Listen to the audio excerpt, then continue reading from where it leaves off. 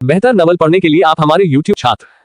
वरिष्ठ, मैं ये पंखा कैसे बेच सकता हूँ? जियांगडा में एक स्कूल के चौराहे पर 20 साल का एक युवक एक स्टॉल के सामने बैठ गया। उसने एक छोटा सफेद बिजली का पंखा उठाया और स्टॉल के मालिक से पूछा, लेकिन स्टॉल मालिक एक मोटा युवक था जो लगभग उसके जितना ही बड़ा था, यहाँ तक कि उससे 1 या 2 साल छोटा भी।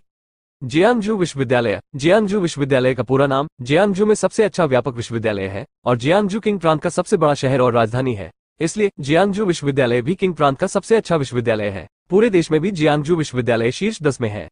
आज किंगघई प्रांत के सर्वश्रेष्ठ विश्वविद्यालय में एक छोटा व्यापार मेला है। व्यापार के दोनों पक्ष जियांगडा के छात्र हैं। मुख्य कारण यह है कि जब स्नातक सत्र आता है तो वरिष्ठ छात्र जल्द ही स्कूल छोड़ देंगे और उनकी कई चीजें छीनी नहीं जाएंगी और वे उपयोग करना जारी रख सकते हैं। वे उन्हें व्यापार के लिए बाहर ले जाएंगे, जबकि जो छात्र चीजें खरीदने आते हैं सभी जूनियर छात्र, यहाँ खरीदारी करना सुरक्षित है। इसके अलावा कीमत काफी सस्ती है, तो आज का मेला बहुत व्यस्त है। मेला स्कूल के सबसे बड़े चौराहे पर आयोजित किया गया था। जिस व्यक्ति ने अभी अभी बात की थी उसे स्टॉल पर लगे छोटे पंखे में दिलचस्पी थी। हालांकि मोटे स्टॉल के मालिक ने उसे सीधे जवाब नहीं दिया, लेकिन उसे संदेह से देखा और पूछा, तुम्हारी उम्र क्या है? ऐसा नहीं लगता? लेकिन युवक ने शांति से कहा, मेरा द्वितीय वर्ष का छात्र केवल 20 वर्ष का है और मैं बस थोड़ा बड़ा हूँ। क्या वो एक बिंदु है? मोटा आदमी बुदबुदाया, आप स्पष्ट रूप से मुझसे उम्र में बड़े दिखते हैं, लेकिन वो इस मुद्दे में शामिल नहीं हुआ। वो यहाँ अपने खाते की जांच करने के लिए नहीं है, वो यहाँ चीजें बेचने के लिए है। मैंने ये पंखा पिछले साल खरीदा था। आप देखिए, ये बेकार है या यह नया है? हर किसी के लिए एक स्कूल है, इसे 20 युआन में बेचना सस्ता है। मोटे आदमी ने कहा कि वह भी एक वरिष्ठ छात्र था और वो स्कूल छोड़ने वाला था। वो विकास के लिए मोडोर जाने वाला था। स्वाभाविक रूप से ये छोटी चीजें न तो लाई जा सकती थी और न ही सुविधाजनक हो सकती थी। मोटे आदमी के स्टॉल के सामने पंखे के अलावा कुछ कपड़े हैंगर, वॉश बेसिन, जूते की अलमारियां वगैरह है। अभी भी बहुत सी चीजें हैं। जब वो अकेले दूसरी जगह जाता है तो ज्यादा चीजें नहीं ला पाता, इसलिए उसे यही निपटना पड़ता है। $20। वरिष्ठ, आप बहुत अधिक है। अगर मैं एक नया खरीदने भी जाऊं तो ये केवल 25 है। आपने ये सब उपयोग कर लिया है। आप देखते हैं, यहाँ अभी भी एक दरार है। चलो एक कदम पीछे हटे और प्रत्येक को 5 युआन का भुगतान करना होगा। युवा लोग कीमत से संतुष्ट नहीं है। मोटे आदमी ने युवक की बातें सुनी और लगभग मुंह में पुराना खून उगल दिया। क्या यह एक कदम पीछे है? वापस जाना बहुत मुश्किल है। इसके अलावा आप एक आवर्धक कांच के साथ दरार देख सकते हैं। बिल्कुल कोई प्रभाव नहीं है। ठीक है, यदि आप इस पर अपनी नजरें नहीं गिराएंगे तो आप इसे बिल्कुल भी नहीं देख पाएंगे। मोटे आदमी के पास इस छात्र भाई के लिए शब्द नहीं है। हालांकि इन चीजों को अभी भी बेचने की जरूरत है। वो कीमत से संतुष्ट नहीं है। हम उनके बारे में बात करना जारी रख सकते हैं। हालांकि जाहिर तौर पर उन्हें इस क्षेत्र में कोई अनुभव नहीं है। आखिरकार वो युवक के झांसे में आ गया और उन्हें 8 युआन में बेचने को तैयार हो गया। जब उसने प्रतिक्रिया की तो युवक के हाथ में बिजली का पंखा था। गोल मटोल स्कूल मास्टर थोड़ा दुखी है, लेकिन वो तंग नहीं करना चाहता। सभी एक ही स्कूल से हैं। इस 10 युआन वाली चीज पर झगड़ा करने की कोई जरूरत नहीं है। ऐसा लग रहा था कि युवक को मोटे आदमी की चीजों में विशेष रुचि थी। बिजली के पंखे के बारे में बात करने के बाद उन्होंने तुरंत जाने के लिए पैसे नहीं दिए, लेकिन अन्य चीजों को देखना जारी रखा। तो मोटे आदमी की बढ़ती नर्वस ब्रेकडाउन में युवक ने अपने स्टॉल में अधिकांश चीजें खरीदी और सभी चीजों को जोड़ा। कुल मिलाकर 50 युआन से कम था। भले ही ये चीजें पहले से ही इस्तेमाल की गई हो, उसने बहुत कुछ खोया भी। जहां तक उस अभिव्यक्ति का सवाल है कि मोटा स्कूल मास्टर उसके सामने रोने वाला था, तो युवक ने इसे नहीं देखा, लेकिन खुद से कहा, स्कूल मास्टर, क्या आपको लगता है कि मैं आपके व्यवसाय का इतना ख्याल रखता हूँ? क्या आपको मुझे देना चाहिए कुछ?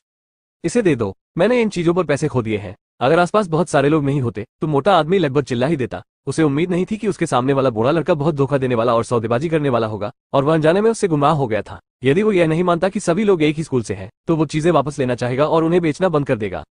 सीनियर, इतना उपद्रव मत करो। हर कोई एक ही स्कूल से है। आप इन चीजों को अपने साथ नहीं ले जा सकते। मैंने आपके लिए उनसे निपट लिया है। क्या मैंने आपकी परेशानियों का समाधान नहीं किया है? मुझे इसकी आवश्यकता नहीं है, धन्यवाद कहो। हम सब एक ही स्कूल से हैं। बस मुझे उपहार के रूप में कुछ दे दो। युवक ने गंभीर मुस्कान के साथ मोटे स्कूल मास्टर से कहा। मैं बहुत उधम मचाता हूँ। अगर यह स्कूल नहीं होता तो मैं तुम्हें बाहर निकाल देता। मोटे आदमी को लगा कि उसका खून बढ़ रहा है। वो बस कीमत पर मोलभाव कर रहा था। ये स्पष्टतः दूसरा पक्ष था। ऐसा लग रहा था जैसे वो समझौता कर रहा हो। वरिष्ठ, आप देखिए, हम इस मुद्दे में शामिल नहीं होना चाहते हैं। इसका बिल्कुल भी मतलब नहीं है। मैंने आपके लिए बहुत सारी चीजें खरीदी हैं और मैं आपके व्यवसाय की अच्छी देखभाल कर रहा हूँ। आप बेहतर होगा कि आप खुद को अभिव्यक्त करने के लिए कुछ छोटी चीजें भेजें। लेकिन युवक ने हार नहीं मानी। ये करो, इसे स्वयं करो। इसे लो और जल्दी से चले जाओ। अगर मैं इसे तुम्हें बेच दूंगा तो मैं मर जाऊंगा। मोटा युवक जाहिर तौर पर विपरीत पक्ष के छात्र से डरता था। इसके अलावा बाकी चीजों में कुछ भी मूल्यवान नहीं था।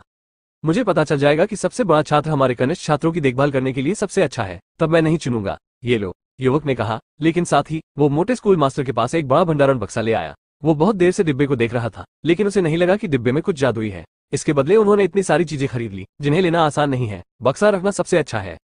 मैं जाऊंगा। इसे आप छोटी सी बात कहते हैं। मोटे आदमी को अपने सामने वाले छात्र की निर्लजता की एक नई समझ थी।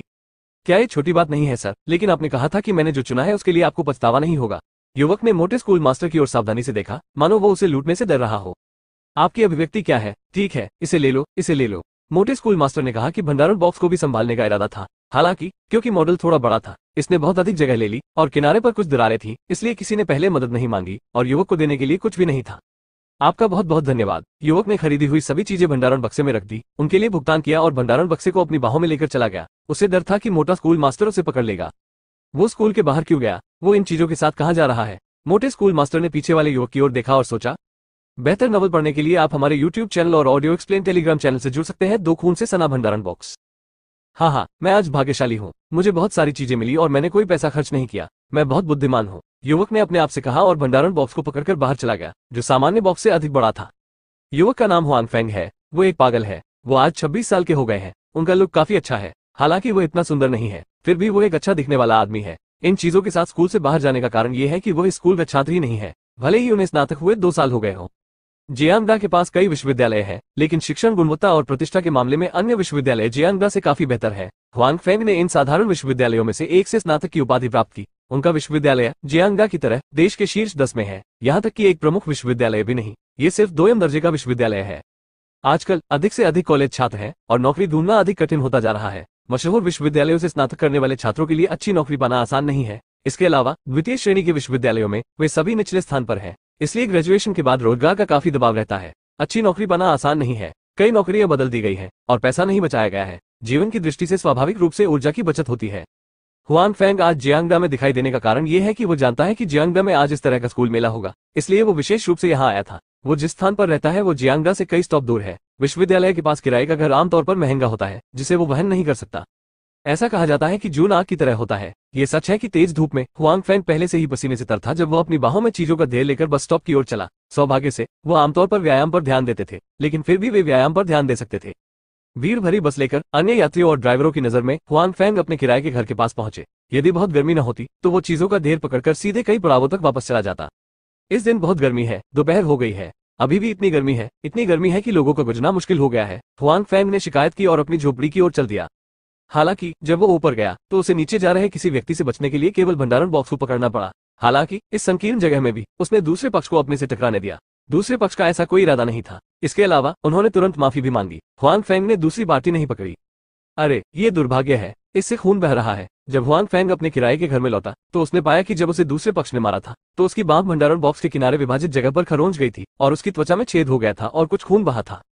हुआंग फेंग को कोई परवाह नहीं थी। उसने अपनी बांह पर लगे खून को तौलिए से पोंछा। हालांकि उसने इस बात पर ध्यान नहीं दिया कि जहां भंडारण बॉक्स टूटा था वहां उसके खून के कुछ निशान थे, लेकिन वो अजीब तरीके से गायब हो गया। हुआंग फेंग के किराए के घर का क्षेत्रफल केवल 7 या 8 वर्ग मीटर है। सीमित स्थान के कारण, निश्चित रूप से पैसे की कमी के कारण, उनके कमरे में फर्नीचर बहुत कम है। केवल एक बिस्तर, एक मेज और यहाँ तक कि कोई स्टूल नहीं है। लेकिन कमरा बहुत गंदा नहीं है। वो एक साफ सुथरा व्यक्ति है। हालांकि कमरा बड़ा नहीं है, लेकिन वो इसे साफ भी करता है। ओह, मैं बहुत थक गया हूँ। मकान मालिक बहुत कंजूस है। इतनी गर्मी में उसके पास एयर कंडीशनिंग नहीं है। हुआंग फेंग ने स्टोरेज बॉक्स से छोटा बिजली का पंखा निकाला और बुदबुदाया। बेशक वो बस बुदबुदाया। उन्हें यह भी पता था कि अगर एयर कंडीशनर लगा तो किराया जरूर बढ़ेगा। ऐसे में वो पंखा झलना पसंद करेंगे। स्विच चालू करें और छोटा पंखा घूम जाएगा, जिससे हुआंग फेंग को हल्की ठंडक मिलेगी। मोटे छात्र ने उसे धोखा नहीं दिया। पंखे में कोई दिक्कत नहीं है और इसे पूरी तरह से इस्तेमाल किया जा सकता है। 8 युआन इसके लायक है। तुम मेरे छोटे सेब हो, मैं तुमसे कैसे प्यार कर सकता हूँ। एक फोन बजता है। हुआंग फेंग जल्दी से अपना मोबाइल फोन उठाता है। दूसरे दिन उसकी आखिरी नौकरी छूट गई। वो इन दिनों हर जगह अपना बायोडेटा भेज रहा है और साक्षात्कार दे रहा है, इसलिए वो समाचार की प्रतीक्षा कर रहा है। प्रबंधक लियू, क्या मुझे काम पर रखा गया था? कल काम करूंगा। बढ़िया, धन्यवाद प्रबंधक लियू। ठीक है, मैं कल समय पर यहाँ आऊंगा। आप निश्चिंत हो सकते हैं कि मुझे देर नहीं होगी, हुआंग फेंग ने कहा मुस्कान। उई, हुआंग फेंग ने फोन रखने के बाद खुशी जताई। जिसने अभी अभी उसे फोन किया था वो उन इकाइयों में से एक था जिनका उसने इन दिनों साक्षात्कार लिया था, जबकि अन्य इकाइयों को कोई खबर नहीं थी।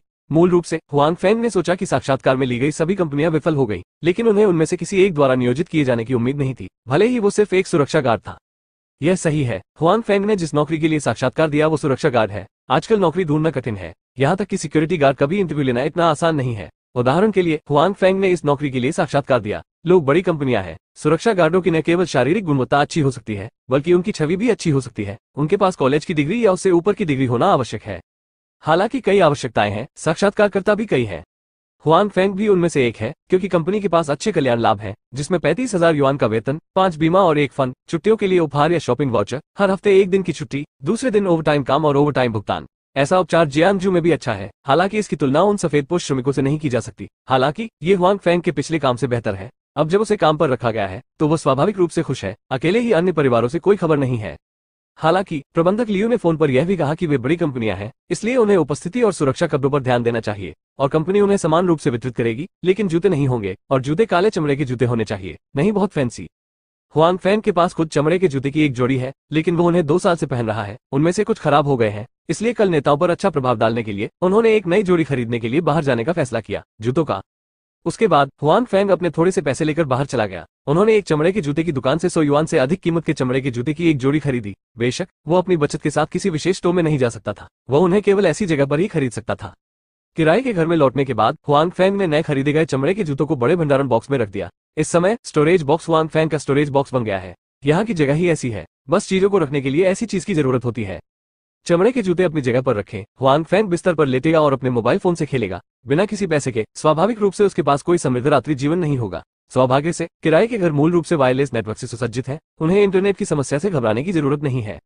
हुआंग फैंग ने टीवी या फिल्में नहीं देखी, लेकिन अनजाने में एक छोटा विज्ञापन खोल दिया। वो इसे बंद करने जा रहा था, लेकिन चूंकि उसमें ऐसे सितारे थे जो उसे पसंद थे, इसलिए उसने इसे देखना जारी रखा। यह वीडियो एक चाय पे के विज्ञापन के लिए है। विज्ञापन में एक युवक और युवती एक ही बिल्डिंग की ऊपरी और निचली मंजिल पर रहते हैं। आश्चर्य की बात यह है कि दोनों परिवारों के रेफ्रिजरेटर चीजों को एक दूसरे तक पहुंचा सकते हैं। महिला मालिक द्वारा रेफ्रिजरेटर में रखा गया चाय का पे किसी तरह नीचे आदमी के घर के रेफ्रिजरेटर तक चला जाता है, इसलिए 2 लोग रेफ्रिजरेटर के माध्यम से जुड़ना शुरू करते हैं। हुआंग फैंग ने इसे बड़े चाव से देखा। विज्ञापन अच्छा बनाया गया था। अपने पसंदीदा सितारों के साथ उसने खिड़की को तब तक लटकाए रखा जब तक कि उसने इसे देखना समाप्त नहीं कर लिया। हुआंग फैंग को यह नहीं पता था कि जब उसने लघु विज्ञापन देखा तो उसने इसे बिस्तर के नीचे भंडारण बॉक्स में रख दिया और हल्की रोशनी जला दी। इसके बाद उनके चमड़े के जूते गायब हो गए। कुछ सेकंड बाद जूते वापस आ गए, लेकिन शक्ल बदली हुई लग रही थी। 3 अजीब चमड़े के जूते। उसी समय किसी अज्ञात प्रौद्योगिकी विमान में एक थोड़ा फूला हुआ युवक सोफे पर बैठा है, रेड वाइन पी रहा है। अपने चमड़े के जूते, काले चमड़े के जूते की एक जोड़ी के अंतहीन परिचय में अपने आसपास के मध्यम आयु वर्ग के लोगों को सुन रहा है। मास्टर ब्रूस, मैं चमड़े के जूते की इस जोड़ी में नवीनतम तकनीक का उपयोग करता हूँ। बाहर से ये सिर्फ साधारण चमड़े के जूते हैं, लेकिन जो कोई भी इसे पहनता है वो हवा की तरह तेज दौड़ सकता है। मध्यम आयु वर्ग के व्यक्ति ने अपने चमड़े के जूते पकड़े और युवक से कहा, इसके अलावा चमड़े के जूतों की यह जोड़ी खुशहाल तकनीक को अपनाती है। सतह गंदी नहीं होगी और यह जूते के आकार के अनुसार स्वचालित रूप से जूते का आकार बदल सकता है। इसे पहनने वाला व्यक्ति यह कह सकता है कि जब तक वो चाहे ऐसे जूते जीवन भर पहने रह सकते हैं। अच्छा, क्या आपको लगता है कि मैं उस तरह का व्यक्ति हूँ जो जीवन भर एक जोड़ी जूते पहनता है? युवक यानी उसके मुंह में युवा मास्टर ब्रूस ने भौहें चढ़ाते हुए कहा। बिल्कुल नहीं, बिल्कुल नहीं, अधेड़ उम्र के आदमी ने झट से समझाया। ठीक है, ये जूते रखो और पैसे लेने के लिए गृहस्वामी के पास जाओ। युवा मास्टर ब्रूस ने हाथ हिलाया और उसे रोका। धन्यवाद मास्टर ब्रूस। अधेड़ उम्र का आदमी खड़ा हुआ और खुशी से बोला। उसने जूतों पर ज्यादा ऊर्जा खर्च नहीं की, अब वो उन्हें अच्छी कीमत पर बेच सकता है। बेशक वो संतुष्ट है। ब्रूस ने ऊंची कीमत पर खरीदे गए जूतों को घूरकर देखा। वो अपनी नजर में उन्हें बहुत पसंद नहीं करते थे। इसमें कोई आश्चर्य की बात नहीं है कि जो जूते वो आमतौर पर पहनते थे वे या तो ब्रांड नाम के होते थे या अनुकूलित होते थे। वे बहुत सामान्य दिखते थे, जैसे बाजार में बिकने वाले जूते। पहले तो वो उनकी तरफ देख भी नहीं पाता था। हालांकि कल उसे एक दौड़ प्रतियोगिता में भाग लेना है। प्रतिभागी अमीर दूसरी पीढ़ी, आधिकारिक दूसरी पीढ़ी और ब्रूस दूसरी पीढ़ी है। हालांकि वो एक फूला हुआ आदमी है, दौड़ना तो दूर की बात है। अगर वो थोड़ी देर और चले तो भी उसे बहुत थकान महसूस होगी। इस कारण से मंडली के लोगों द्वारा शायद ही कभी उसका मजाक उड़ाया जाता है। इसलिए उसने गलती से यह जान लिया कि मध्यम आयु वर्ग के व्यक्ति के हाथ में जूते की ऐसी जोड़ी है। उसने प्रतियोगिता आयोजित करने का प्रस्ताव रखा। वो मंडली में अपने दोस्तों के सामने अपना चेहरा दिखाना चाहता था। किसने कहा कि वो उसके बाद भाग नहीं सकता? स्पोर्ट्स शूज में आप मेरी बराबरी नहीं कर सकते। आप किस मुंह से मेरा मजाक उड़ाएंगे? ये सोचकर ब्रूस के चेहरे पर मुस्कान आ गई। ऐसा लग रहा था जैसे उसने अपने दोस्तों के चेहरे पर हैरान भाव देख लिया हो। उन्होंने इस तरह की अभिव्यक्ति का आनंद लिया। वाइन का गिलास नीचे रखने के बाद ब्रूस ने जूते उठाए और उन्हें आजमाया। जैसा कि अपेक्षित था, वो जूतों का आकार स्वयं बदल सकता था और आराम भी अच्छा था। कारीगरी उसके पिछले जूतों की तुलना में बहुत खराब थी। आखिरकार वो एक वैज्ञानिक अनुसंधान और विकास कर्मी थे, कोई डिजाइनर नहीं। ब्रूस खड़ा हुआ और कोशिश की। इन जूतों को पहनने के बाद उन्हें लगा कि वो हल्का हो गया है और कम थके हुए हैं। इसके अलावा गति धीमी नहीं थी। ब्रूस जूते उतारने और अपने नौकरों को उन्हें दूर रखने से संतुष्ट है। हालांकि स्पीड अच्छी है, लेकिन वो ऐसे घटिया कारीगरी वाले जूते नहीं पहनना चाहते जिससे उनकी पहचान ही खत्म हो जाए। कहने का तात्पर्य यह है कि वो उन्हें कल की प्रतियोगिता में पहनेगा और फिर उसे कूड़ेदान में फेंक देगा। नौकर ने जूतों को ब्रूस की विशेष जूता कैबिनेट में रख दिया। इसमें हर तरह के मशहूर ब्रांड के जूते मौजूद हैं। साधारण दिखने वाले जूतों की ऐसी जोड़ी वास्तव में अनुचित है। जब नौकर चला गया तो जूता कैबिनेट में हल्की रोशनी चमकी और किसी ने उसे नहीं देखा। हाईटेक जूते जो अभी अभी पहने गए थे गायब हो गए। हालांकि वे कुछ सेकंड के बाद फिर से प्रकट हो गए, बिल्कुल हुआंग फैंग की स्थिति की तरह। किसी ने बदलाव नहीं देखा। जूते दिखने के बाद सतह भी बदल गई, जो अब अलग दिखने लगी। अगली सुबह हुआंग फैंग जल्दी उठ गया। मैनेजर लियो ने पहले ही उसे आज काम पर जाने के लिए कह दिया था। वो देर नहीं कर सकता। भले ही मैनेजर लियो ने यह न कहा हो, हुआंग फैंग को देर नहीं होगी। काम के पहले दिन वो देर से आएगा। इससे नेता पर बुरा प्रभाव पड़ता है। क्या वो यही काम करना जारी रखना चाहता है? तुम्हें पता है, उसकी अभी भी 3 महीने की इंटर्नशिप बाकी है। हुआंग फैंग ने भंडारण बक्से से जूतों की वो जोड़ी निकाली जिसे खरीदने के लिए उसने कल $100 से अधिक खर्च किए थे। बस जब उसने उन्हें प्राप्त किया तो उसे थोड़ा अलग महसूस हुआ।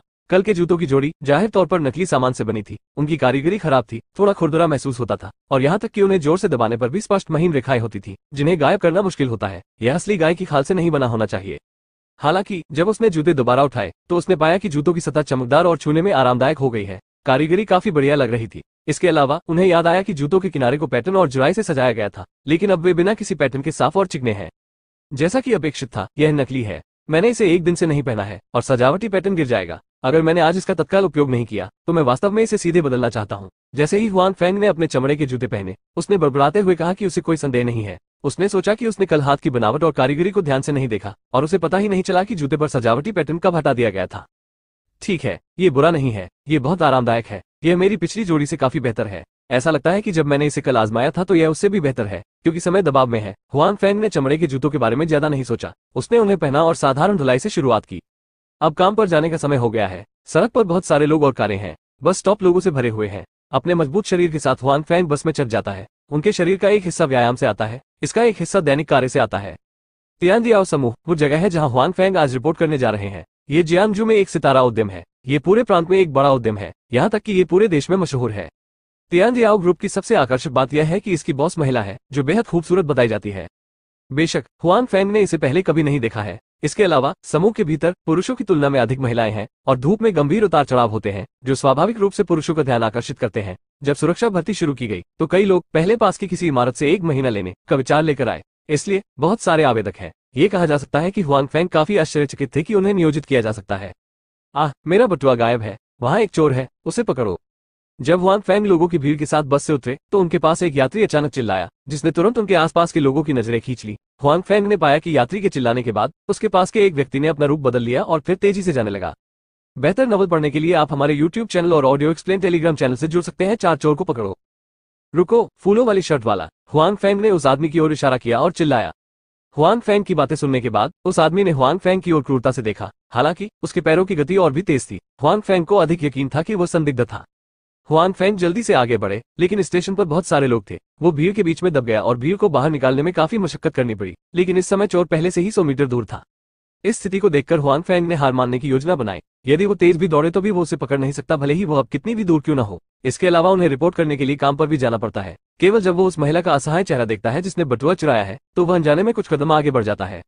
ये सीढ़ियां हैं, लेकिन हुआंग फैंग दंग रह गए, क्योंकि उन्हें लगा कि उनका शरीर हल्का था और दौड़ना बहुत आसान था और उनकी गति पहले की तुलना में बहुत तेज थी। कुछ स्तब्ध हुआंग फैंग फिर कुछ कदम दौड़े, ये सुनिश्चित करने के लिए कि उन्हें लगा कि यह कोई भ्रम नहीं है और वो वास्तव में सामान्य से कहीं अधिक तेज दौड़े। अंदर क्या चल रहा है इसके बारे में सोचने में बहुत देर हो चुकी है। हुआंग फैंग ने अपने सामने चोर को देखा और जानबूझकर रुक गया। उसने उसकी ओर उपेक्षापूर्वक देखा और मुस्कुराते हुए कहा, छोटा सा नमूना, तुम्हें बता दो कि भाई इतना शक्तिशाली है कि उसने मुझे चुनौती देने का साहस किया। फिर हुआंग फैंग हल्के कदमों से चोर की दिशा में दौड़ता रहा और चोर हुआंग फैंग को पकड़ना भी चाहता था। वो तिरस्कार पूर्वक मुस्कुराया और दौड़ने के लिए रुक गया। उसने नहीं सोचा था कि हुआंग फैंग उसे पकड़ पाएगा। इस क्षेत्र में उनका पुराना हाथ था। वो दौड़ने में अधीर था और उसकी गति बहुत तेज थी। आम लोग उसे बिल्कुल भी नहीं पकड़ सकते थे। अब तो छोड़िए, ये हुआंग फैंग से 100 मीटर से अधिक दूर है। हालांकि उसने जल्द ही अपने आसपास के लोगों की धीमी आवाज सुनी, जिससे उसे थोड़ा अजीब और आश्चर्य हुआ। उसके आसपास के लोग उसकी पीठ को अविश्वसनीय रूप से देख रहे थे, जैसे कि उसके पीछे कुछ अविश्वसनीय हो रहा था। उसने सहजता से पीछे देखने के लिए अपना सिर घुमाया और फिर उसके चेहरे पर वही अभिव्यक्ति थी जो उसके आसपास के लोगों की थी, एक सदमे की नजर। ये कैसे संभव है? वो इतनी तेजी से कैसे दौड़ सकता है? अभी यह स्पष्ट है कि अभी 100 मीटर से अधिक दूरी बाकी है। इतने करीब पहुंचने में कितना समय लगेगा? चोर ने अपने दिल में पागलों की तरह चिल्लाया कि वो चौंक गया उसने जो देखा उससे। उसके पीछे हुआंग फैंग, जो उससे 100 मीटर से अधिक दूर था, ने पहले ही दूरी लगभग आधी कर दी है और हुआंग फैंग को उसका पीछा करते हुए केवल कुछ सेकंड ही हुए हैं। यह अभी भी सड़क पर है जहां बहुत सारे पैदल यात्री हैं। यदि आसपास कोई नहीं है तो उसे कितनी तेजी से काम करना चाहिए? ये भयंकर है। हुआंग फैंग दौड़ रहा है। उसे लगता है कि उसकी गति वास्तव में तेज है। उसके कान हवा से भरे हुए हैं। उसके आसपास की चीजें लगातार पीछे हट रही हैं। उसे लगता है कि वो कभी इतनी तेज नहीं दौड़ा है। भाड़ में जाओ, क्या वो आदमी अभी भी इंसान है? मैं इतनी तेज कैसे दौड़ सकता हूँ? यह आदमी एक एथलीट है, वो इतनी तेज कैसे दौड़ सकता है? मुझे नहीं लगता कि वे ओलंपिक चैंपियन उसके जितना तेज दौड़ सकते हैं। ये बहुत तेज है। मैं इसमें भाग गया, मैं इससे बच गया। ये वास्तव में बहुत तेज है, ये हवा की तरह है। पत्नी, भगवान के दर्शन करने आओ। आसपास के सभी लोग हुआंग फैंग से आकर्षित थे। उन्होंने आश्चर्य से उसकी ओर देखा। उन्होंने कभी किसी को इतनी तेज दौड़ते नहीं देखा था। क्या यह अभी भी एक व्यक्ति है? और तो और, यह अभी भी सड़क पर बहुत सारे लोगों के साथ है। यदि वो ओलंपिक खेलों में जाता है तो निश्चित रूप से स्वर्ण पदक जीतेगा।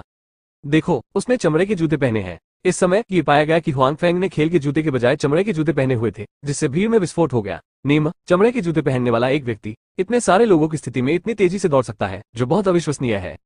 चोर पर भी असर हुआ। हुआंग फेंग को करीब और करीब आते देख उसकी अपनी गति अनायास ही कम हो गई। उसे लगा कि वो हुआंग फेंग को नहीं दौड़ा सकता, चाहे वो कितना भी दौड़े। हुआंग फेंग की गति देखकर उसे गहरी निराशा हुई। भागो, तुम भागते क्यों नहीं? यदि तुम अच्छा नहीं करते तो तुम्हें चोर बनना होगा। हुआंग फेंग ने चोर के हाथ में पर्स छीन लिया और कहा, कोई रास्ता नहीं, कोई रास्ता नहीं। चोर को ऐसा लग रहा था जैसे उसने हुआंग फेंग के शब्द नहीं सुने हो। वो अभी भी अपने आप में बड़बड़ा रहा था और उसका चेहरा भ्रमित और हैरान था। जाहिर है अब तक उसे समझ नहीं आया कि हुआंग फेंग इतनी तेज क्यों दौड़ सकता है। ये बिल्कुल गैर मानवीय है। मैं चाहता हूं कि तुम मेरा बटुआ चुराओ, मैं चाहता हूं कि तुम इसे चुराओ। इसी समय वह आदमी जिसने कहा था कि उसकी चोरी हो गई है, वो भी हांफता हुआ आया और अपने थैले से चोर का सिर फोड़ दिया। उस व्यक्ति की कार्रवाई उस चोर को जगाने के लिए उसे कुचलना है। उसने उस व्यक्ति की ओर नहीं देखा जिससे बैग चुराया गया था, बल्कि हुआंग फेंग की ओर देखा और कहा, आप कैसे हैं? क्या और कैसे? हुआंग फेंगमिन को पता है कि उसने क्या पूछा, लेकिन वो जानबूझकर मूर्ख होने का दिखावा करता है क्योंकि वो खुद भी भ्रमित है। ईमानदार रहो, बकवास मत करो, पुलिस बाद में आएगी। अभी हालांकि हुआंग फेंग अकेले ही चोर का पीछा कर रहा था, फिर भी आसपास लोग पुलिस को बुला रहे थे, इसलिए पुलिस जल्द ही पहुंच जाएगी। हालांकि चोर को पुलिस की बातों की कोई परवाह नहीं थी। उसने अभी भी हुआंग फेंग को करीब से देखा। वो वही दोहराता रहा जो उसने अभी कहा था, लेकिन हुआंग फेंग ने उसकी परवाह नहीं की, जैसे कि उसने इसे सुना ही न हो। जल्द ही पुलिस आ गई और यह स्पष्ट हो गया कि चोर भी आदतन अपराधी था। थाने में आपराधिक रिकॉर्ड था। पुलिस ने हुआंग फेंग और बैग चोर को एक साथ पुलिस स्टेशन जाने के लिए नहीं कहा, बल्कि उन्होंने बस यहाँ एक रिकॉर्ड बनाया और उन्हें जाने दिया। बेशक हुआंग फेंग इस बात से बहुत खुश है क्योंकि उन्हें अभी भी काम पर जाना है। अगर वो पुलिस स्टेशन जाता है तो उसे नहीं पता कि वापस आने पर वो कितना समय बर्बाद करेगा, इसलिए रिकॉर्ड खत्म करने के बाद वो कंपनी में चला गया। जिस आदमी ने उसका बटुआ चुराया था वो हुआंग फेंग को धन्यवाद देना चाहता था, हालांकि उन्होंने इनकार कर दिया। जब वो इस तरह की चीज से मिले तो यदि संभव हो तो वो मदद करेगा। वो कोई इनाम नहीं मांगना चाहता था। हालांकि हुआंग फेंग जल्दी में था, फिर भी जब वो कंपनी में पहुंचा तो उसे देर हो चुकी थी। हालांकि वो केवल 2 मिनट लेट था, आखिरकार उसे देर हो ही गई। जब वो सुरक्षा कक्ष में पहुंचे तो पूर्व प्रबंधक लियू वहां इंतजार कर रहे थे और उनका चेहरा बदसूरत था। मुझे खेद है प्रबंधक लियू, रास्ते में अप्रत्याशित देरी हुई। मुझे खेद है, लेकिन मैं भविष्य में ऐसा नहीं कर पाऊंगा। जैसे ही हुआंग फेंग ने यह स्थिति देखी, उसे पता चल गया कि उसे कष्ट होगा। पहले दिन उसे काम के लिए देर हो गई और उसके तत्काल वरिष्ठ ने उसे पकड़ लिया। उसकी किस्मत बहुत खराब थी। उनके लिए भविष्य में जीना आसान नहीं था। बेहतर नॉवल पढ़ने के लिए आप हमारे YouTube चैनल और ऑडियो एक्सप्लेन टेलीग्राम चैनल से जुड़ सकते हैं। 5 क्या चल रहा है? कुछ अप्रत्याशित, प्रबंधक लियू ने भौहें सिकोड़कर कहा, जियाओ हुआंग, मैंने कल तुमसे कहा था कि तुम्हें देर नहीं करनी चाहिए। देर मत करो। तुम पहले दिन देर से आए हो और तुम्हें कंपनी के नेताओं ने देख लिया है। वे क्या सोचते हैं? तुम पता होना चाहिए कि ऐसे बहुत से लोग हैं जो आपका काम करना चाहते हैं। मैं आपको यह मौका केवल इसलिए दे रहा हूं क्योंकि मैं आपके प्रति ईमानदार हूं। यदि आप यह नहीं करना चाहते हैं तो कृपया मुझे पहले बताएं। मैं ये करना चाहता हूं। प्रबंधक की मदद के लिए धन्यवाद। मैं वादा करता हूं कि भविष्य में मुझे देर नहीं होगी। हुआंग फेंग ने कहा, बिल्कुल नहीं। उसे देर तक किसने आने दिया? जहां तक कारण का सवाल है, वो ये कहना नहीं चाहता था। ये कहना बेकार है। ठीक है, मैं तुम्हारी वर्दी लाऊंगा। अपने कपड़े पहनो और काम पर जाओ। सौभाग्य से प्रबंधक लियू पहले दिन हुआंग फेंग को नौकरी से नहीं निकालना चाहते थे। उन्होंने बस उसकी आलोचना की और उसे शिक्षित किया और जाने दिया। धन्यवाद मैनेजर, हुआंग फेंग ने कृतज्ञतापूर्वक कहा। आप अच्छे हैं। आपको पहले दिन काम के लिए देर हो गई। मैनेजर लियू के चले जाने के बाद हुआंग फेंग सुरक्षा कक्ष में वर्दी में बदल गया। इस समय पास के एक अन्य सुरक्षा गार्ड ने कहा, बड़े भाई ने मजाक किया। रास्ते में मेरा एक्सीडेंट हो गया, नहीं तो मैं आ जाता। हुआंग फेंग ने कहा, आपका नाम क्या है बड़े भाई? हम भविष्य में सहकर्मी बनेंगे। आपका उपनाम क्या है? मेरा उपनाम वांग है। बस मुझे लाओ वांग कहकर बुलाओ, सुरक्षा गार्ड ने कहा। तब मैं तुम्हें भाई वांग कहूंगा। कृपया भविष्य में मेरा अच्छा ख्याल रखना। मैं बताऊंगा कि क्या गलत है। हुआंग फेंग ने एक सिगरेट सौंपी और कहा कि सहकर्मियों के बीच संबंध बेहतर होने चाहिए।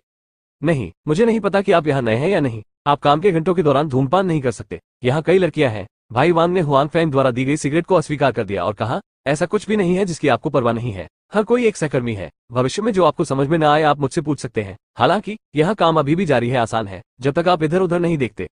इस बारे में बात करते हुए भाई वांग ने हुआंग फेंग से संपर्क किया और कहा, इस कंपनी में अधिकांश सुंदरियां प्रसिद्ध है। यहाँ तक कि मुख्य कार्यकारी भी एक खूबसूरत महिला है। आपका पद खाली है क्योंकि पूर्व की आंखें खुली हैं और देखने की वस्तु चारों ओर अभी भी मुख्य कार्यकारी है। तो वो अभी घर गया। लियू जिंगली सही था कि बहुत से लोग आना चाहते हैं, इसलिए यह आपकी आंखों का ख्याल रखना होगा। मुझे याद दिलाने के लिए धन्यवाद वांग भाई, मैं ध्यान दूंगा। हुआंग फेंग ने कहा, क्या ये सिर्फ हम दोनों हैं?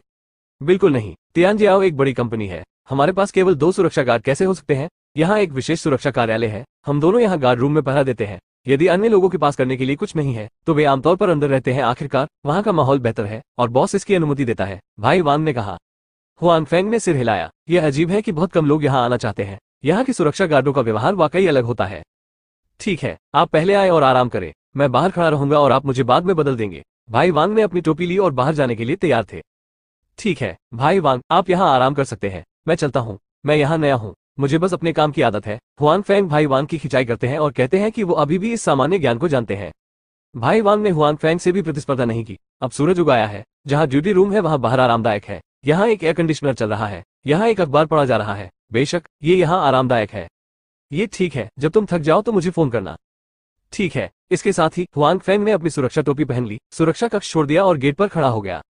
कंपनी बहुत विचारशील है। यहाँ एक छत्रछाया है। हुआन फैंग नीचे खड़ा है। सूरज बिल्कुल भी चमक नहीं सकता। बस यही मौसम है, हवा गर्म है। बाहर कोई सुरक्षा कक्ष नहीं है। हालांकि हुआन फैंग के लिए ये बहुत अच्छा है।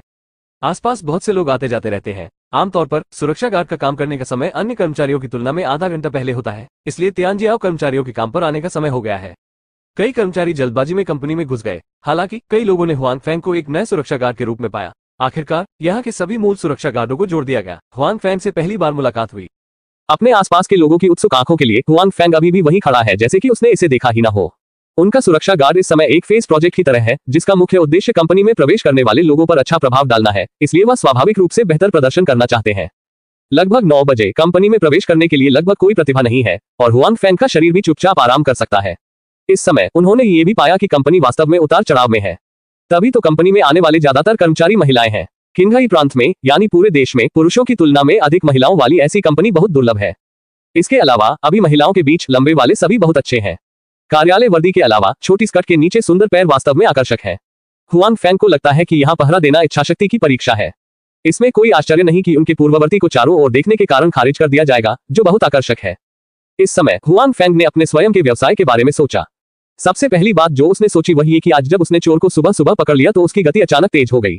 यदि यह सामान्य से थोड़ा ही तेज होता तो शायद वह इसे नहीं ढूंढ पाता, लेकिन आज वह सामान्य से कहीं अधिक तेज है। भले ही वहां बहुत अधिक पैदल यात्री न हो, फिर भी उसे लगता है कि वह कुछ तेज हो सकता है। क्या चल रहा है? हुआन फैंग ने संदेहपूर्वक सोचा कि जो लोग नहीं जानते वे सोच सकते हैं कि वह हमेशा इतना तेज रहा है, लेकिन केवल वह जानता है कि वह सामान्य समय में इस गति तक नहीं पहुंच सकता, यहाँ तक कि आज की गति से आधी भी नहीं। हुआन फैंग ने अपना सिर नीचे करके अपने पूरे शरीर को ध्यान से देखा। उन्हें कोई अंतर नहीं मिला। कल उसने कुछ खास नहीं किया, अचानक ऐसा कैसे हो गया? क्या यह सिर्फ संभावनाओं का अचानक विस्फोट है? नहीं, जब मेरे पास समय होगा तो मैं फिर से कोशिश करूंगा, हुआन फैंग ने सोचा। इस समय हुआन फैंग ने देखा कि एक कार कंपनी से बाहर जा रही थी। उसने अपनी कल्पना रोक दी और बिजली का दरवाजा खोल दिया। क्यों, वो क्या है? कार की यात्री सीट पर बैठी महिला ने हुआन फैंग की ओर देखा, जो बाहर का दरवाजा खोल रहा था, और धीरे से कहा, कौन? ड्राइविंग स्थिति में महिला ने अपनी आंखों के बाहर हुआन फैंग को देखा और कहा, नया सुरक्षा गार्ड सिस्टर सू, क्या आप उसे जानती हैं?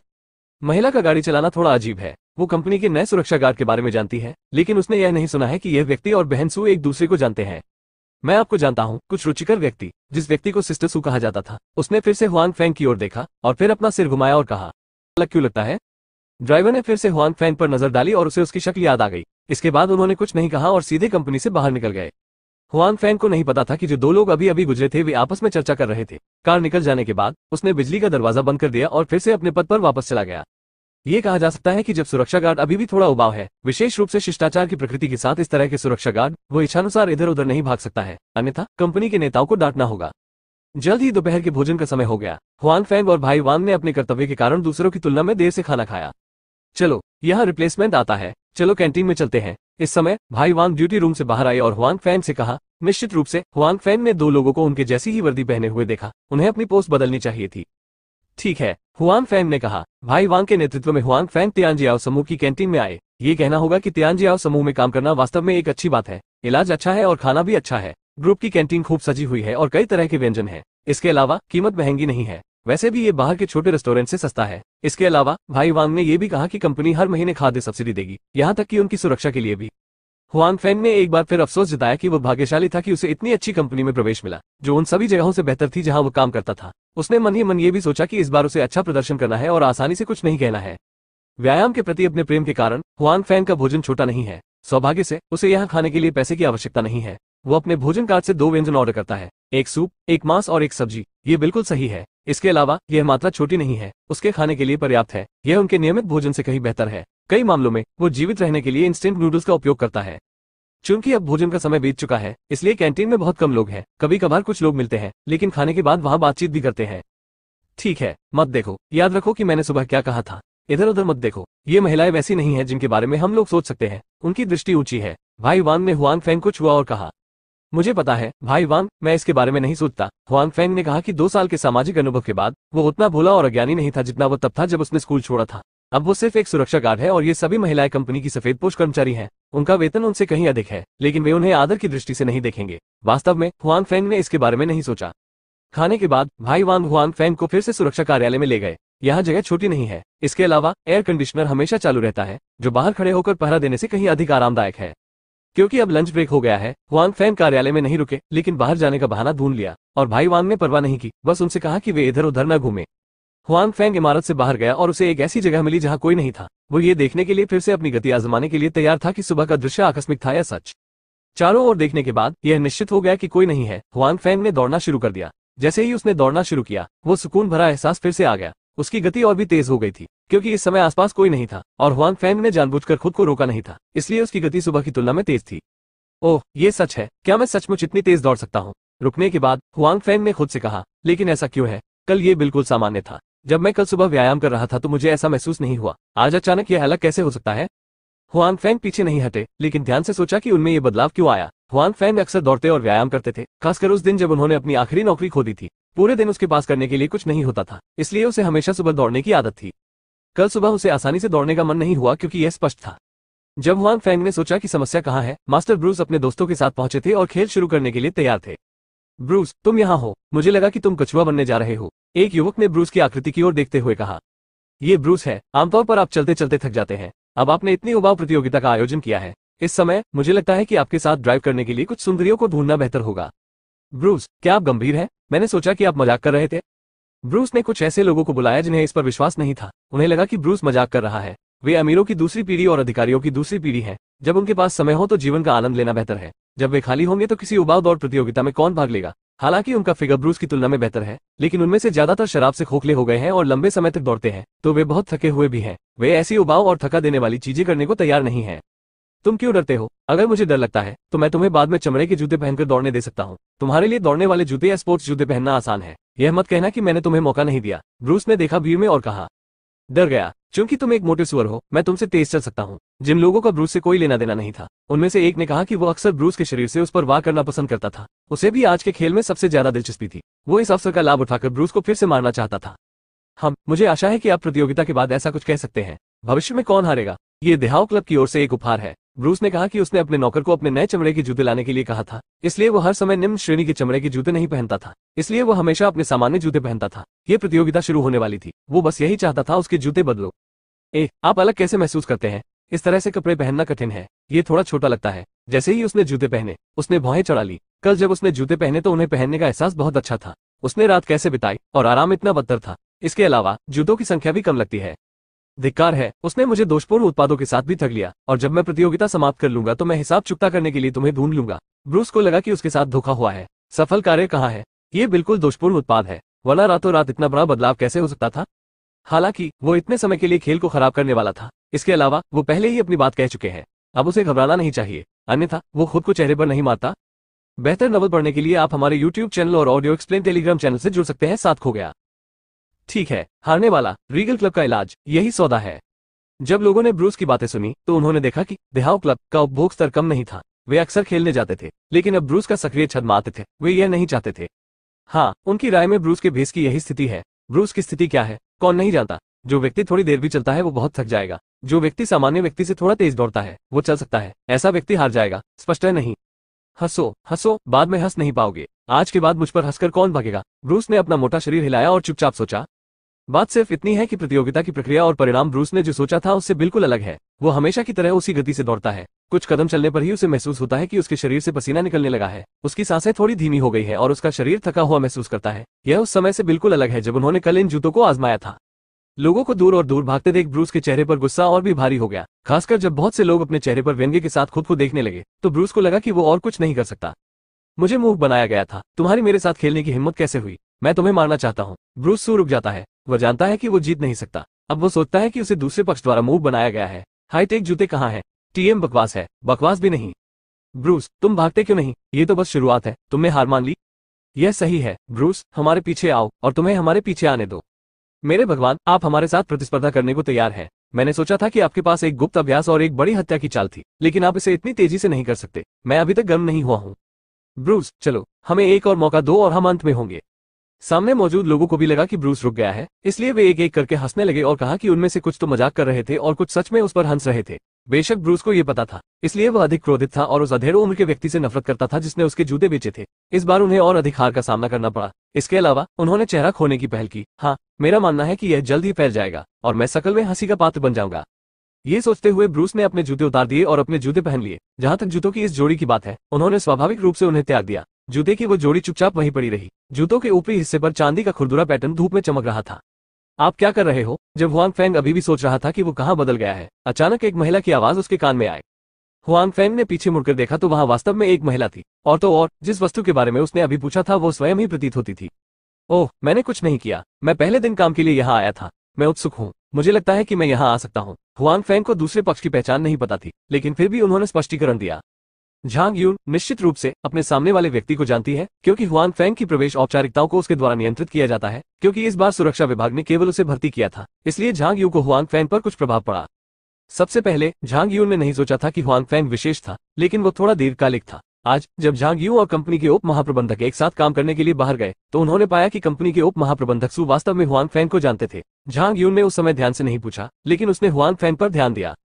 और अभी अभी वो यहाँ से गुजरी और उसने देखा कि हुआंग फेंग को पता नहीं था कि क्या हो रहा है, इसलिए उसने बातचीत करने की पहल की। बिल्कुल, झांग यून ने कहा, वैसे आप नए सुरक्षा गार्ड हैं, आपका नाम हुआंग फेंग है? हाँ, तुम मुझे जानते हो। हुआंग फेंग थोड़ा अजीब है। उन्होंने आज ही इसकी सूचना दी। उन्होंने केवल सुरक्षा विभाग के लोगों से संपर्क किया, लेकिन अन्य विभागों के लोग उन्हें नहीं जानते थे। वो उसे कैसे जान सकता था? झांग यून लगभग 24 या 5 साल का दिखता है, शायद हुआंग फेंग से छोटा। उसने पुरानी वर्दी भी पहनी हुई है, लेकिन उसके बाल छोटे हैं और वो थोड़ी कुशल दिखती है। मैंने तुम्हारी एंट्री कर ली है, झांग यून ने कहा। वैसे मैं अपना परिचय देना चाहूंगा। मेरा नाम कार्मिक विभाग से झांग यू है। यह मैनेजर झांग था। आप कैसे हैं? हुआंग फेंग ने कहा। प्रबंधक झांग, मैं काम कर दूंगा, झांग यून ने कहा। बेशक, यह विनम्रता है। हालांकि वो एक विभाग प्रबंधक नहीं है, लेकिन कार्मिक विभाग में उसकी कुछ हैसियत है। हालांकि वो युवा है, वो कार्यस्थल के बारे में हुआंग फेंग से अधिक जानती है। अन्यथा ये जानने के बाद कि उपराष्ट्रपति सु हुआंग फेंग को जानते हैं, वो हुआंग फेंग से बात करने की पहल नहीं करेगी। वैसे आप यहाँ नए हैं और कंपनी से अपरिचित हैं, क्या आप चाहेंगे कि मैं आपको यहाँ दिखाऊं? झांग यून ने कुछ उत्साह के साथ कहा। कोई जरूरत नहीं, मैनेजर झांग को परेशान मत करो। सुबह में मेरे सहकर्मियों ने मोटे तौर पर मुझसे कुछ कहा था। हुआंग फेंग झांग यून के उत्साह को लेकर थोड़ा भ्रमित थे। हालांकि उसने विनम्रतापूर्वक उसकी दयालुता से इनकार कर दिया। उसे सुबह वांग ये की सलाह याद आई। तियानजियाओ समूह का अच्छा इलाज हुआ। वो यही काम करना जारी रखना चाहते थे। स्वाभाविक रूप से वो बहुत कुछ नहीं करना चाहता था। ठीक है, फिर अगर तुम्हें किसी और मदद की जरूरत हो तो तुम मेरे पास आ सकते हो। मैं पहले जाऊंगा। झांग यून नाराज नहीं थे और उन्होंने परेशान करना जारी नहीं रखा। उसके चेहरे से परिचित होने के लिए ही वो आज यहाँ आई थी। आखिरकार वो डिप्टी सु और सुरक्षा गार्ड के बीच विशिष्ट संबंध के बारे में निश्चित नहीं है। झांग यू के चले जाने के बाद हुआंग फेंग तुरंत चले गए। अब जब उस पर प्रयोग हो चुका है तो उसे बाहर रहकर धूप सेंकने की जरूरत नहीं है। यह अभी भी घर के अंदर आरामदायक है। इसके अलावा काम का समय भी आ रहा है। तियानजियाओ के बाकी कर्मचारी कंप्यूटर से लैस हैं, लेकिन उनके पास सुरक्षा गार्ड नहीं है। हालांकि ऐसा लगता है कि लोगों को इसकी परवाह नहीं है और वे अपने काम में कंप्यूटर का उपयोग नहीं कर सकते हैं। हुआंग फेंग अपनी स्थिति में बैठे हैं, लेकिन वो अपने व्यवसाय के बारे में सोच रहे हैं। दरवाजे के बाहर पहरा देने के अलावा सुरक्षा कार्यालय में मौजूद सुरक्षा गार्डों को गश्त भी करनी पड़ती है। हालांकि अभी समय नहीं है, इसलिए अन्य सुरक्षा गार्ड भी ऑफिस में हैं। हुआंग फेंग अपने शरीर में बदलाव और झांग यून के रवैये के बारे में सोच रहा था। हालांकि उन्होंने पाया कि ये दो चीजें उनके लिए बहुत भ्रमित करने वाली थी और उन सभी ने अजीब चीजें प्रकट की जो कुछ समय के लिए स्पष्ट नहीं होंगी। सौभाग्य से जब सुरक्षा गार्ड के पास चीजों के बारे में सोचने का समय होता है, तब भी जब वो गश्त पर होता है तो वो अपनी चीजों के बारे में सोच सकता है। मैंने कल दोपहर में नूडल्स खाया और रात में यिंगज़हो फ्राइड राइस खाया। इन दोनों चीजों में से कोई भी पहली बार नहीं है। मेरे शरीर में होने वाले बदलावों का इनसे कोई लेना देना नहीं होना चाहिए। हुआंग फेंग ने धीरे धीरे पढ़ाई शुरू की। बेहतर नॉवल पढ़ने के लिए आप हमारे YouTube चैनल और ऑडियो एक्सप्लेन टेलीग्राम चैनल से जुड़ सकते हैं। 8 शब्द। कल दिन में कुछ खास नहीं हुआ। मैं बस कुछ खरीदने के लिए जियांगडा गया था। मैं खुद को बदलने नहीं दूंगा। हुआंग फेंग ने मन ही मन सोचा। रात को जब मैं सो रहा था तो क्या हुआ, मैं खुद नहीं जानता। लंबे समय तक इसके बारे में सोचने के बाद हुआंग फेंग ने इसके बारे में नहीं सोचा, इसलिए उन्होंने आखिरकार हार मान ली। वैसे भी ये बदलाव अच्छी बात है, बुरी बात नहीं। दोपहर के मध्य में हुआंग फेंग अभी भी नए वातावरण में ढल रहा है। गश्त करते समय वो भाई वांग के नेतृत्व में भी होता है। उन्होंने मोटे तौर पर कुछ क्षेत्रों का हस्तांतरण भी किया। बेशक अन्य कर्मचारी आमतौर पर कार्यालय नहीं जाते हैं, जब तक वहां कुछ नहीं होता वे वहां जाएंगे। पलक झपकते ही काम से निकलने का समय हो जाता है। हुआंग फेंग अन्य कर्मचारियों की तुलना में आधे घंटे देर से आता है। कहने का तात्पर्य यह है कि वे तब तक नहीं जा सकते जब तक कि बाकी सभी चले न जाएं। इसके अलावा उन सभी को छोड़ना नहीं पड़ेगा। हालांकि आज हुआंग फेंग ड्यूटी पर नहीं है, तो आधे घंटे बाद हुआंग फेंग भाई वांग के बेग पर समाप्त हो गया। तियानजियाओ कंपनी में मेरा पहला दिन, मैं घर चला गया। काम के बाद हुआंग फेंग सब्जी बाजार में सब्जियां खरीदने के लिए रुका, किराए के कमरे में वापस गया और सलाद के साथ तला हुआ मांस और टमाटर के साथ एक तले हुए अंडे बनाया। आमतौर पर वो कोई व्यंजन बना सकता है, आज इसलिए क्योंकि उसके पास नई नौकरी है, जश्न मनाना। जब वो घर लौटा तो हुआंग फेंग ने उसके जूते बदल दिए। हालांकि जूते पहनने में आरामदायक थे, लेकिन जाहिर तौर पर उन्हें हर समय पहनना एक जैसी बात नहीं थी। जाहिर तौर पर घर पर चप्पल पहनना आरामदायक नहीं था। खाने के बाद हुआंग फेंग टहलने के लिए बाहर जाने के लिए तैयार है। टहलने के लिए उसे भोजन पचाना चाहिए। हालांकि इस बार उन्होंने लेदर शूज नहीं बल्कि स्पोर्ट्स शूज पहने थे। आखिर चमड़े के जूते कितने आरामदायक होते हैं, ऐसी सैर के लिए स्पोर्ट्स जूते पहनना बेहतर है। हुआंग फेंग के स्नीकर्स भी नकली सामान है और समय कम नहीं है। हुआंग फेंग उन्हें फेंकने को तैयार नहीं है, वो अब ऐसा करने के योग्य नहीं है।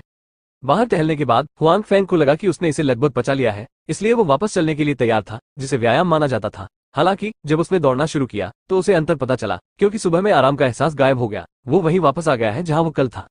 क्या चल रहा है? यह सुबह का मेरा प्रदर्शन केवल अस्थायी है। हुआंग फेंग फिर से भ्रमित है। उसका इस मामले में उलझने का कोई इरादा नहीं था, क्योंकि उसने पाया कि यह बदलाव खुद को तेज दौड़ने के लिए किया गया था और इसका कोई अन्य उपयोग नहीं था। इसलिए उसने इसमें गहराई तक जाने की योजना नहीं बनाई। दौड़ने की गति का उन पर कोई प्रभाव नहीं पड़ा। हालांकि सुबह की स्थिति फिर से गायब हो गई और वो स्वाभाविक रूप से इस स्थिति से आकर्षित हुआ। नहीं, जूते, मेरे जूते बदल गए हैं। हुआंग फेंग अचानक चिल्लाया। सौभाग्य से पास में कोई राहगीर नहीं था, अन्यथा उसे निश्चित रूप से एक मनोरोगी माना जाता। हालांकि हुआंग फेंग ने उन पर ध्यान नहीं दिया। उसे लगा कि उसने जो सीखा है उसे वो समझ गया है। कल भी उसने पहले वाले जूते पहने थे, आज सुबह उसने नए खरीदे हुए जूते पहने। अब वो फिर से पुराने जूते पहनने लगा है। जब वो तेज दौड़ता है तो नए खरीदे हुए जूते पहनता है, जब वो पिछले जूते पहनता है तो वो सामान्य रूप से दौड़ रहा होता है। हुआंग फेंग ने अपने दिल में अनुमान लगाया कि उनका परिवर्तन नए खरीदे गए चमड़े के जूतों से संबंधित हो सकता है। निस्संदेह ये भी हो सकता है कि सुबह उसकी स्थिति केवल आकस्मिक हो और इसका किसी भी चीज से कोई लेना देना न हो। हालांकि चाहे कुछ भी हो, हुआंग फेंग, जिसके मन में एक अनुमान है, को लगता है कि वो इंतजार नहीं कर सकता। उसे ये देखना होगा कि क्या वो उस समस्या का समाधान कर सकता है जो उसे पूरे दिन परेशान करती है।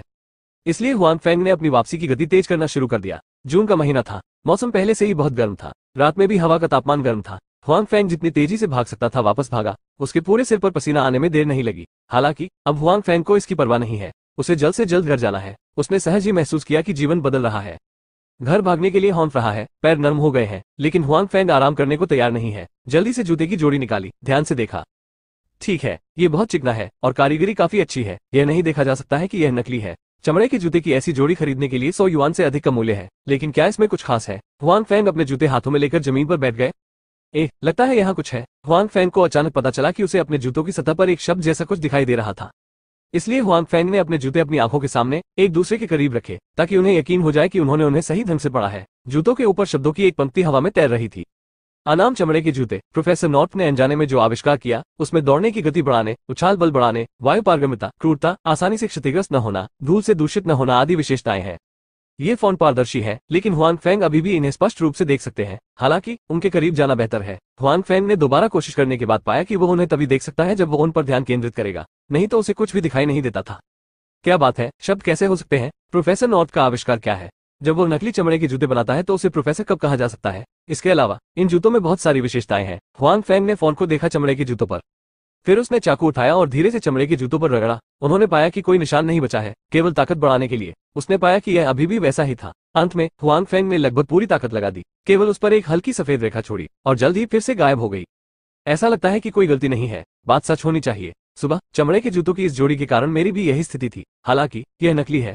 नकली सामान इतना शक्तिशाली कब हो गया? नहीं, न केवल गुणवत्ता मूल से बेहतर है, बल्कि कुछ फंक्शन भी जोड़े गए हैं। हुआंग फेंग ने चुपचाप सोचा और अपना अनुमान निर्धारित किया। हालांकि हुआंग फेंग थोड़ा संदिग्ध है। क्या जूतों की यह जोड़ी सचमुच नकली है जो उसने कल खरीदी थी? ये स्पष्ट रूप से इन विशेषताओं की तरह नहीं है। इसके अलावा जब मैंने आज सुबह जूते पहने तो मैंने पाया कि जूते स्पष्ट रूप से उन जूतों से अलग थे जिन्हें मैंने कल दुकान में पहना था। उस वक्त मुझे उनकी कोई परवाह नहीं थी। अब तो ऐसा लगता है कि इनमें कुछ रहस्य भी है। यहाँ के बारे में सोचें। हुआंग फेंग ने फिर से बाहर जाने के लिए चमड़े के जूते की इस जोड़ी को पहन लिया। अभी भी जल्दी है, चमड़े के जूते की दुकान अभी तक बंद नहीं हुई है, वो देखने जाएगा। जिस दुकान से हुआंग फेंग ने कल चमड़े के जूते खरीदे थे वो उनके निवास से बहुत दूर नहीं था, इसलिए वो जल्द ही आ गए और जैसा कि उन्होंने सोचा था, दुकान अभी भी खुली थी। हुआंग फेंग के अंदर जाने के बाद वो सीधे जूता कैबिनेट में गए जहां से उन्होंने कल जूते खरीदे थे। उस जूते की अलमारी में बहुत सारे जूते थे जो वैसे ही थे जैसे उसने पिछली रात खरीदे थे। उसने सेल्समैन की अलग अलग नजरों की परवाह किए बिना एक जोड़ी जूते निकाले और उन्हें सीधे अपने सामने रख लिया। हालांकि चाहे वो कितना भी केंद्रित क्यों न हो, उसे वो रेखा नहीं मिली। हुआंग फेंग, जिन्होंने हार नहीं मानी, ने एक और जोड़ी चुनी, लेकिन फिर भी बात नहीं बनी। उसी समय विक्रेता ने हुआंग फेंग को उन्हें अपनी आंखों के सामने रखते हुए देखा। उसकी नजरें उन पर अटक सी गई। उनमें से कुछ उन्हें देख नहीं सके। वो आया और बोला, सर, मैं आपको ये चुनने में मदद कर सकता हूँ कि आपको कौन सी शैली चाहिए। नहीं, मैं पहले देखूंगा, हुआंग फेंग ने जोड़े में देखते हुए कहा। ठीक है सर, अगर आपको किसी मदद की जरूरत हो तो कृपया मुझे कॉल करें। सेल्समैन को कहना पड़ा कि हालांकि वो नहीं गई, लेकिन हुआंगफेंग से ज्यादा दूर नहीं थी। हुआंगफेंग की शक्ल देखकर उसे डर था कि हुआंगफेंग उनकी दुकान में चमड़े के जूतों को नुकसान पहुंचाएगा। हमें पता होना चाहिए कि वे सभी खराब गुणवत्ता वाले नकली सामान थे। नहीं, ये जोड़ी नहीं है, ये जोड़ी नहीं है। तो क्या ऐसा होगा? मैंने इसे कल यहाँ खरीदा था, हुआंगफेंग ने देखते हुए कहा। हालांकि जब हुआंगफेंग ने पूरी जूता कैबिनेट पलटी तो उसे कोई भी जूता नहीं दिखा जिस पर शब्द लिखे हो। क्या ये केवल वही जोड़ा था जो उसने खरीदा था? यह एक संयोग है। मैं तुम्हारे सर के लिए क्या कर सकते हैं? सेल्समैन ने हुआंगफेंग के चिंतित चेहरे को देखा और फिर से कहा, सुंदरी, कृपया मुझे देखने में मदद करें। यह मेरे जूते की तरह है। क्या आपके पास यहाँ कोई है? हुआंगफेंग ने सेल्सगर्ल से कहा। सेल्समैन ने हुआंगफेंग के पैरों के जूतों को देखा और कहा, सर, हमारे पास आपके जूते यहाँ नहीं है। आप किसी अन्य स्टोर पर जा सकते हैं। नहीं, यह असंभव है। मैंने इसे कल आपसे खरीदा था। ये कैसे नहीं हो सकता? क्या ये सब नहीं है? हुआंगफेंग ने पिछली जूता कैबिनेट पर जूते की ओर इशारा किया और कहा। सेल्समैन ने मन ही मन समझा कि जूतों की गुणवत्ता के कारण हुआंगफेंग को परेशानी हो सकती है। हालांकि वे नकली सामान बेचते हैं, लेकिन वे उन्हें 7 दिनों के भीतर बदल सकते हैं। बेशक पैसा वापस करना असंभव है। तो सेल्सवुमन ने सोचा कि हुआंगफेंग जूते बदलने आ सकती है, इसलिए उसे जूते देखने पड़े। तो सेल्सगर्ल ने फिर से हुआंगफेंग के पैरों के जूतों को देखा। हालांकि उसे यकीन था कि वे उनकी दुकान से नहीं थे। हुआंगफेंग ने गलती की होगी या जानबूझकर परेशानी खड़ी की होगी। सर, आपके पैरों के जूते वास्तव में हमारी दुकान के नहीं हैं। आपके पीछे की जूता कैबिनेट के जूते आपके पैरों के जूते के समान नहीं है। इसके अलावा हमारी दुकान ने आपके पैरों के जूते नहीं बेचे हैं। सेल्सवुमन ने कहा कि वो लंबे समय से स्टोर में काम कर रही थी, इसलिए वो स्टोर में जूतों के प्रकार और शैलियों के बारे में बहुत स्पष्ट थी। हुआंगफेंग के पैरों के जूते स्टोर में कभी नहीं बेचे गए थे। ये कैसे हो सकता है? मैंने इसे कल ही यहाँ से खरीदा है। यह अलग कैसे हो सकता है? हुआंगफेंग ने फिर कहा। इस समय सेल्सगर्ल को यह भी याद आया कि हुआंगफेंग कल यहाँ आई थी और उसे कुछ प्रभाव पड़ा था। हालांकि उसे यकीन था कि हुआंगफेंग ने जो यहाँ खरीदा था वो उसके पैरों के जूतों की जोड़ी नहीं थी, क्योंकि वे कभी दुकान में आए ही नहीं थे। मुझे याद है सर, आपने कल यहाँ जूते खरीदे थे, लेकिन आपने वो जूते अपने पैरों के लिए नहीं बल्कि अपने पीछे जूता कैबिनेट में रखे हुए खरीदे थे। क्या कोई अंतर है? क्या ये सब एक जैसा नहीं है? हुआंगफेंग ने कहा कि वो कल जूते कैबिनेट में ले गए थे, अन्यथा वो आज सीधे जूता कैबिनेट में नहीं जाते। बिल्कुल नहीं सर, कृपया मेरे लिए जूता उतार दीजिए, सेल्सवुमन ने कहा। बिना किसी हिचकिचाहट के हुआंगफेंग ने एक जूता उतार दिया और सेल्सवुमन को दे दिया।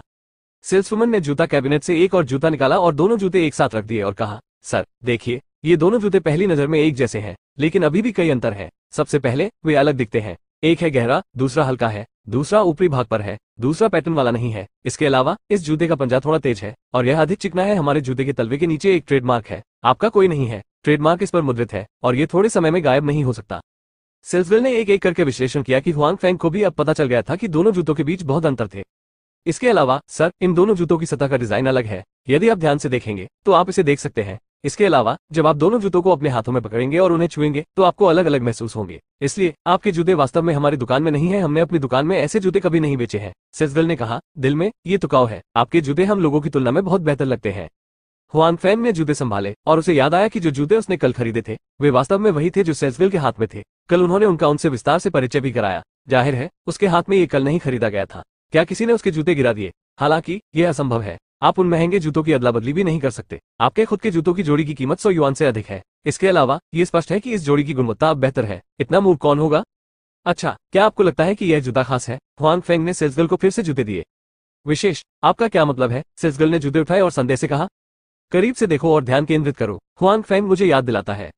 सेल्सगर्ल अनिच्छुक थी, लेकिन हुआंगफेंग के जूतों से पैरों की कोई दुर्गंध नहीं थी, इसलिए उसने पहले हुआंगफेंग की तरह जूते उठाए, अपनी आंखों के सामने झुकी और उन पर ध्यान केंद्रित किया। कुछ भी खास नहीं। बैठक देखने के बाद भी कोई पता नहीं चला है। क्या आपको कोई शब्द दिखाई देता है? हुआंगफेंग मुझे याद दिलाता है। शब्द? सेल्समैन ने जूतों को फिर से कुछ संदेह के साथ देखा और कहा, नहीं, जूते बहुत चिकने हैं और उनमें कोई शब्द नहीं है। ओह ठीक है, धन्यवाद। मैंने पहले भी कोई गलती की होगी, मुझे क्षमा करें। हुआंगफेंग ने जूते लिए और उन्हें पहन लिया। आपका स्वागत है सर, क्या आप एक और जोड़ी देखना और खरीदना चाहेंगे? सेल्सगर्ल अच्छे मूड में है। वो बिजनेस जीतना नहीं भूली है।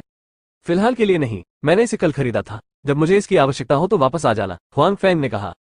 वो पंक्ति, दोबारा आने के लिए आपका स्वागत है। बेहतर नवल पढ़ने के लिए आप हमारे YouTube चैनल और ऑडियो एक्सप्लेन टेलीग्राम चैनल से जुड़ सकते हैं। 10 काले खजाने। स्टोर छोड़ने के बाद हुआंगफेंग सीधे घर चले गए। उन्होंने अब पुष्टि की है कि जूते स्टोर से नहीं है। उसे पहले कुछ संदेह था, अब दुकान सहायक ऐसा कहता है तो वह निश्चित है। इसके अलावा हुआंगफेंग ने यह भी पाया कि केवल वो शब्दों की उस पंक्ति को देख सकता था और सेल्समैन इसे बिल्कुल नहीं देख सकता था, इसलिए अन्य लोगों को इसे नहीं देखना चाहिए। जहां तक पहले से अनुमानित अदला बदली की संभावना का सवाल है, इसका अस्तित्व नहीं होना चाहिए। सबसे पहली बात तो ये कि कोई भी इतना मूर्ख नहीं होगा कि अच्छी चीजों के बदले नकली सामान ले ले। दूसरे, कल चमड़े के जूते खरीदने के बाद सोने के समय को छोड़कर उन्होंने अन्य समय में अपना दृश्य क्षेत्र नहीं छोड़ा और उन्हें बदलने का कोई मौका नहीं मिला। और जूतों की सतह बदल गई है, चाहे इसे मूल जूतों के आधार पर बदला गया हो या जूतों की एक जोड़ी बदली गई हो। जूतों की सतह वास्तव में बदल गई है। समय की अटकलों के अनुसार जूते की यह जोड़ी केवल तभी बदली जा सकती है जब आप सोते हैं। अन्य समय में आप देखते रहे हैं और नहीं बदले हैं। जब आप सोते हैं तो जूतों को स्टोरेज बॉक्स में रख देते हैं, तो यह उस समय का बदलाव है। किराए के घर में लौटने के बाद हुआंग फैंग ने तुरंत कोने में भंडारण बॉक्स निकाला। ऐसी कई किताबें थी जो उसने पहले जियांगडा में खरीदी थी। वे अशुद्धियां थी। मोटे छात्र ने उन्हें भंडारण बक्से में रख दिया और उनकी परवाह नहीं की। वैसे भी वे पैसे के लायक नहीं थे। अंत में उन्होंने उन्हें एक साथ हुआंग फैंग को दे दिया। ऐसी कई पत्रिकाएं थी जो हुआंग फैंग ने पहले खरीदी थी। कुछ किताबों के अलावा हुआंग फैंग ने कल इसमें कुछ साफ कपड़े, साथ ही कुछ हैंगर भी रखे, और कुछ नहीं था। उसके पास अपनी चीजें साफ करने का समय नहीं था। और हुआंग फैंग अब चीजों को एक एक करके अंदर से बाहर निकालते हैं। कपड़े सामान्य हैं, उन पर कोई पार्ट नहीं है। किताबें सामान्य हैं और शीर्ष पर कोई विशेष जगह नहीं है। हुआंग फैंग, जो हार नहीं मानते, ने फिर से एक तरफ देखा। अभी भी कोई खास जगह नहीं है। मुझे लगता है कि इसका भंडारण बॉक्स से कोई संबंध नहीं है। हुआंग फैंग निराश था और उसने सोचा कि वो पहले भी इतना उत्साहित था। उसे लगा कि उपन्यास में उसकी मुलाकात कुछ जादुई चीजों से हुई है, लेकिन अब लगता है कि उन्होंने कुछ ज्यादा ही सोच लिया। चीजों को फिर से स्टोरेज बॉक्स में रख दे। हुआंग फैंग ने उन्हें कुछ निराशा से धोया। फिर वो बिस्तर पर लेट गया। वह अपने मोबाइल फोन से खेलने के मूड में नहीं था। वो अभी भी अपने मन में जूतों के बारे में सोच रहा था। अब उन्होंने तय कर लिया है कि जूतों की यह जोड़ी वाकई असामान्य है, जिसे बहुत शक्तिशाली कहा जा सकता है। ये वास्तव में दौड़ने की गति को बहुत तेज कर सकता है और इसमें कई अन्य विशेषताएं भी हैं। हालांकि जूते की ऐसी जोड़ी उसके वर्तमान जीवन को बिल्कुल भी नहीं बदल सकती है। प्रतिस्पर्धा करने के लिए ये जूते पहने, चाहे वो योग्य हो या नहीं। अगर वो वास्तव में प्रतियोगिता में भाग लेने के लिए चमड़े के जूते पहनता है, तो प्रतियोगिता के बाद उस पर संदेह किया जाएगा। हालांकि दूसरों को कुछ पता नहीं चल पाता, लेकिन यह उसके लिए परेशानी का सबब होगा। अब हुआंग फैंग सबसे ज्यादा जानना चाहते हैं कि उनकी साधारण शूशाइन की सुपर शूशाइन की जोड़ी बनने का कारण क्या है। जब उसे कारण पता चल जाएगा, तभी वह आगे की योजना बना पाएगा। पहले तो उसे आश्चर्य हुआ कि क्या यह भंडारण बॉक्स है। आखिरकार जब वो कॉलेज में थे तो उन्हें हमेशा उपन्यास पढ़ना पसंद था। जब वे काम कर रहे थे तब भी वे कभी कभार उपन्यास पढ़ते थे। इसलिए अगर उसमें अजीब चीजों को स्वीकार करने की मजबूत क्षमता होती तो वो उसके बारे में सोचता। इसके अलावा उसके चमड़े के जूते भंडारण बॉक्स में उस समय से रखे जाते हैं जब उन्हें वापस ले जाया जाता है, और जब उन्हें पहना जाता है तो उन्हें ये संदेह होता है। हालांकि अभी उन्होंने इसे चेक किया है, बाकी चीजों में बिल्कुल भी कोई बदलाव नहीं हुआ है। वो इससे निराश है कि वो क्या था और अब क्या है। ये कष्टप्रद है और क्या हो रहा है। इस तरह की बात दूसरों के साथ चर्चा करना आसान नहीं है। हुआंग फैंग ने अधीरता से सोचा कि अगर शुरुआत में जूते में कोई बदलाव नहीं हुआ तो वह इसके बारे में अधिक नहीं सोचेंगे, लेकिन अब वहाँ है कुछ ऐसा हो सकता है जो उसकी वर्तमान स्थिति या यहाँ तक कि उसके भविष्य के जीवन को भी बदल सकता है। वो इसकी परवाह कैसे नहीं कर सकता। हालांकि चाहे वो कितनी भी परवाह करे, इसका कोई फायदा नहीं होता। मामले की मूल वजह जानने का कोई रास्ता नहीं है। जब हुआंग फैंग ने यह पता लगाने की कोशिश की कि उसके बिस्तर पर क्या चल रहा है, तो कोने में भंडारण बॉक्स में फिर से हल्की रोशनी चमकी। हालांकि रोशनी बहुत कम थी। यदि वो ध्यान से नहीं देखता तो उसे स्पष्ट दिखाई नहीं देता। लुडिंग की दुनिया में सम्राट कांगशी ने एओबाई पर कब्जा करने के लिए एक लेआउट तैयार किया, और सोरतु और वेई शियाओबाओ ने एओबाई के घर की नकल करने के उनके आदेशों का पालन किया। लॉर्ड सुओ और ड्यूक जियोआई को रिपोर्ट करें कि उन्हें एओबाई के शयन कक्ष में एक खजाना मिला है। खुद को ट्रिंकेट से संतुष्ट करने के लिए सोरेटो ने उसे कुछ खजाने भेजे। एक सिपाही रिपोर्ट करने आया। चलो चलकर देखते हैं। वाह, कितने सारे खजाने हैं। जब सोरेटू और ट्रिंकेट ने एओबाई खजाने के घर में प्रवेश किया तो वे तुरंत अंदर के खजाने से आकर्षित हो गए। वे तुरंत खजानों के ढेर पर गिर पड़े और जितना वे कर सकते थे चुन लिया। वाह, यह क्या है, बहुत भारी। ट्रिंकेट को एओबाई के खजाने में एक खंजर मिला। क्योंकि यह बहुत भारी था, उसे इससे घृणा हुई, इसलिए उसने इसे फेंक दिया। कौन जानता है कि जब उसने इच्छानुसार उसे फेंका तो खंजर सीधे पास की मेज में घुस गया और सीधे उसे छेद डाला। खंजर थोड़ा अजीब है। वेई जियाओबाओ और सोरेटू ने कुछ देर तक एक दूसरे को देखा और फिर पास के सैनिकों की कृपाण से प्रयास किया। उन्होंने पाया कि खंजर ने बिना किसी प्रतिरोध के सीधे कृपाण को काट दिया। ड्यूक जियोआई को ऐसा खंजर पाने के लिए बधाई जो लोहे को मिट्टी की तरह काट सकता है, सोरेटो ने जल्दी और प्रसन्नतापूर्वक कहा। और ट्रिंकेट ने भी मुस्कुराकर खंजर स्वीकार कर लिया। यह क्या है? हालांकि ये खजाना होना चाहिए जिसे यहाँ रखा जा सकता है। इस समय सोरेटो को खजाने के घर में एक काली बनियान मिली जो बहुत साधारण लग रही थी। ड्यूक जियोआई, क्या आप इसे आजमाना चाहेंगे या नहीं? सोरेटो ने बनियान को ट्रिंकेट में ले लिया। ठीक है, ट्रिंकेट ने मना नहीं किया। ये काफी आरामदायक है। इसे पहनने के बाद उन्हें काफी संतुष्टि महसूस हुई। उसके बाद शास्त्री अभी भी आगे बढ़ रहे थे और उन्हें एक के बाद एक कई खजाने मिले। हालांकि लेखकों के पूरा होने के बाद वे स्याही के लालची हो गए। महल में लौटने के बाद वह पहले सम्राट से मिलने नहीं गया, बल्कि सबसे पहले उसके निवास पर वापस गया और उसके कुछ खजाने छिपा दिए। काली बनियान उनमें से एक थी। यह क्या चीज है? ये वास्तव में बदसूरत है, लेकिन इसे खजाने में रखने के लिए एक अच्छा खजाना होना चाहिए। मैं पहले इसे खंजर से आजमाऊंगा, उसने खुद से कहा। परिणामस्वरूप कीमती खंजर, जो मिट्टी की तरह कठोर रूप से काटा गया था, ने बनियान पर कोई निशान नहीं छोड़ा। अपनी पूरी कोशिश करने पर भी वह कुछ भी नुकसान नहीं पहुंचा सका, यहाँ तक कि एक सफेद दाग भी नहीं। यह एक खजाना है। नहीं, मुझे इसे हर समय पहनना होगा। यह सुरक्षित है, उसने खुशी से कहा। लेकिन इससे पहले कि वह इसे पहन पाता, दरवाजे पर दस्तक हुई। बेहतर नवल पढ़ने के लिए आप हमारे YouTube चैनल और ऑडियो एक्सप्लेन टेलीग्राम चैनल से जुड़ सकते हैं। 11 फिर से खजाना प्राप्त करें। कौन? ट्रिंकेट ने घबराते हुए कहा, बनियान को रजाई में छिपाते हुए और खंजर को अपने जूते में डालते हुए, ताकि किसी को पता न चले। ट्रिंकेट दरवाजा खोलता था लेकिन पाया कि वह एक छोटा किन्नर था। ड्यूक जीयूआई सम्राट जानता है कि आप वापस आ गए हैं। वह चाहता है कि आप शाही बगीचे में उससे मिले। छोटे हिजड़े ने झुकते हुए कहा, इस छोटी जुबानजी की खबर बहुत चतुर है। सौभाग्य से मैं पहले वापस आया और चीजें रख दी। वह सोचने लगा, ठीक है, मैं वहीं रहूंगा। अपने बिस्तर की ओर देखने के बाद उसने दरवाजा बंद कर लिया और शाही बगीचे में चला गया। बनियान बाद में दोबारा पहनी जाएगी। उसके जाते ही बिस्तर पर रजाई के नीचे बिजली चमकी। फिर वह बनियान जो देखने में साधारण लगती थी लेकिन खजाने के रूप में उसकी पूजा की जाती थी, गायब हो गई। हालांकि जल्द ही एक बनियान फिर से आ गई। वह भी काला था लेकिन पहले जैसा नहीं दिखता था। नहीं, मैं दोबारा देखूंगा। शायद मैंने इसे अभी स्पष्ट रूप से नहीं देखा। काफी देर तक बिस्तर पर लेटे हुए हुआन फेंगमैन कुछ भी कहने को तैयार न होते हुए उठ बैठे। उसके बाद उसने भंडारण बॉक्स को फिर से खींचा, ढक्कन खोला और एक एक करके सामग्री को बाहर निकाला, उन्हें फिर से देखने के लिए तैयार किया। क्यों, इस बनियान में क्या दिक्कत है? मेरे पास पहले ऐसी बनियान नहीं थी। जल्द ही हुआन फेंग को कुछ असामान्य लगा। उसके भंडारण बक्से में एक बनियान थी जो उसकी नहीं थी। वह काला था लेकिन छूने में बहुत आरामदायक था। हुआन फेंग अपने कपड़ों से बहुत परिचित हैं क्योंकि उनके पास कुल मिलाकर कुछ कपड़े नहीं हैं और उन्होंने लंबे समय तक भंडारण बॉक्स को पलट दिया है, इसलिए वह इस बारे में बहुत स्पष्ट है कि इसमें क्या है। वह निश्चिंत हो सकता है कि पिछली बारी में उसके पास ये बनियान नहीं थी। उसी समय उन्होंने पाया कि उनके मूल कपड़ों में से एक बनियान गायब थी जो कि काली भी थी। हालांकि शैली या कपड़े से कोई फर्क नहीं पड़ता, दोनों बनियान अलग थे। हुआन फेंग के हाथ उत्तेजना से कांपने लगे और उसने बनियान को अपनी आंखों के पास ले लिया। हालांकि यह बहुत हल्का बनियान था, अब ये वानजुन जितना भारी लगता है क्योंकि उसे एहसास हुआ है कि अगर यह बनियान पिछले चमड़े के जूते के समान है, शब्दों और कुछ विशेषताओं के साथ, तो उसका भविष्य का जीवन बहुत बदल जाएगा। नहीं इस बनियान के कारण, लेकिन ये बनियान के भंडारण बॉक्स के कारण है। सोने का तार, नर्म कवच, यह एओबाई द्वारा एकत्र और स्क्रैप किया गया खजाना है। बाद में एओबाई को वश में कर लिया गया। जब ट्रिंकेट ने अपने घर की नकल की तो उसने इसे निगल लिया। यह एक दुर्लभ खजाना है। ये चाकू और बंदूकों के हमले का विरोध कर सकता है। ये हल्का है, नर्म और साफ करने में आसान। जैसा कि अपेक्षित था, शब्द है। हुआन फेंग उत्साहित थे। उसने फिर इस बनियान पर तैरते हुए शब्दों को देखा। उन्होंने इस बनियान को भी पेश किया। उनका पिछला अनुमान सही था। ये भंडारण बॉक्स एक खजाना है, एक खजाना जो खजाना पैदा कर सकता है। इस समय हुआन फेंग को भविष्य में अपने जीवन में एक बड़ा बदलाव दिखाई दे रहा है।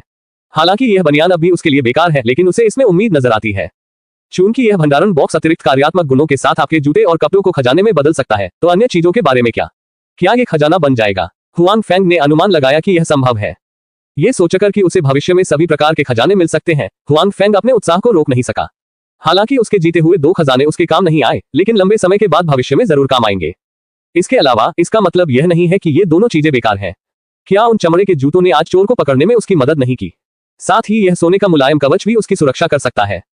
हुआन फेंग जल्दी से खड़ा हुआ और चाकू ले लिया। उसने सुनहरे नर्म कवच पर जोर से वार किया, लेकिन कोई निशान नहीं बचा।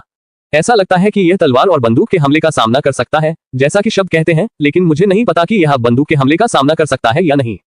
हालांकि जाहिर तौर पर अब हुआन फेंग को इस बारे में चिंता करने की जरूरत नहीं है। सुनहरे नर्म कवच की संपत्ति की पुष्टि करने के बाद हुआन फेंग ने इसे बिस्तर पर रख दिया। अब उसने इसे स्टोरेज बॉक्स में रखने की हिम्मत नहीं की। अगर ये दोबारा खो जाए तो दुख की बात है। उसके बाद हुआन फेंग फिर से स्टोरेज बॉक्स के सामने बैठ गया। पहली बार उसने बड़े स्टोरेज बॉक्स को ध्यान से देखा। भंडारण बॉक्स का ढक्कन नीला है और बॉक्स सफेद है। हालांकि इसकी मोटाई मोटी है, इसलिए यह पारदर्शी नहीं है। पूरा स्टोरेज बॉक्स 1 मीटर से ज्यादा लंबा और आधा मीटर चौड़ा है। यह वास्तव में एक बड़ा भंडारण बॉक्स है। मुझे नहीं पता कि जियांगा के पूर्व छात्र ने इतना बड़ा खरीदने के बारे में कैसे सोचा। बॉक्स पर कुछ खरोंचे हैं जो दूसरे पक्ष द्वारा उपयोग किए जाने की प्रक्रिया में दिखाई देनी चाहिए। आखिरकार ये बॉक्स नया नहीं है, लेकिन इसका उपयोग बहुत समय से किया जा रहा है और कुछ क्षतियां सामान्य हैं।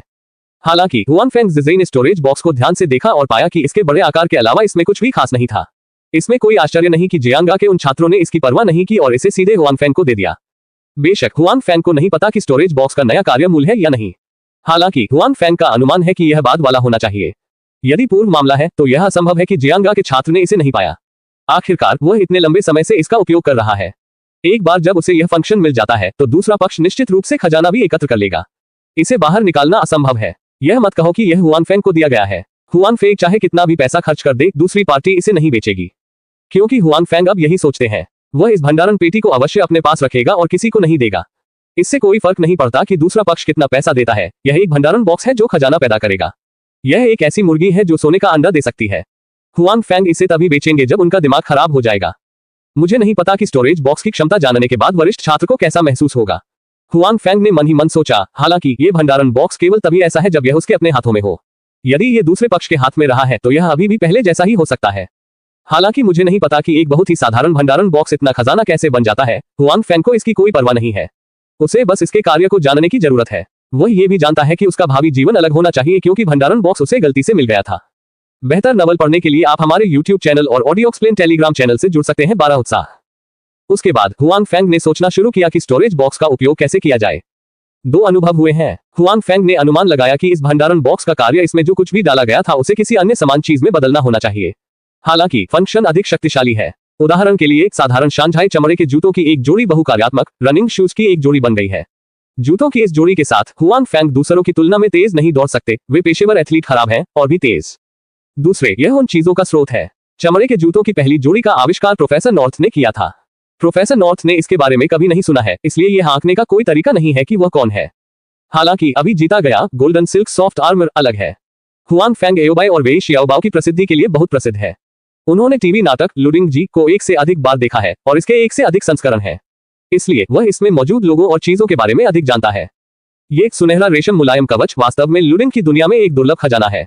ये हमेशा ट्रिंकेट के खंजर के साथ रहा है और एक महान भूमिका निभाई है।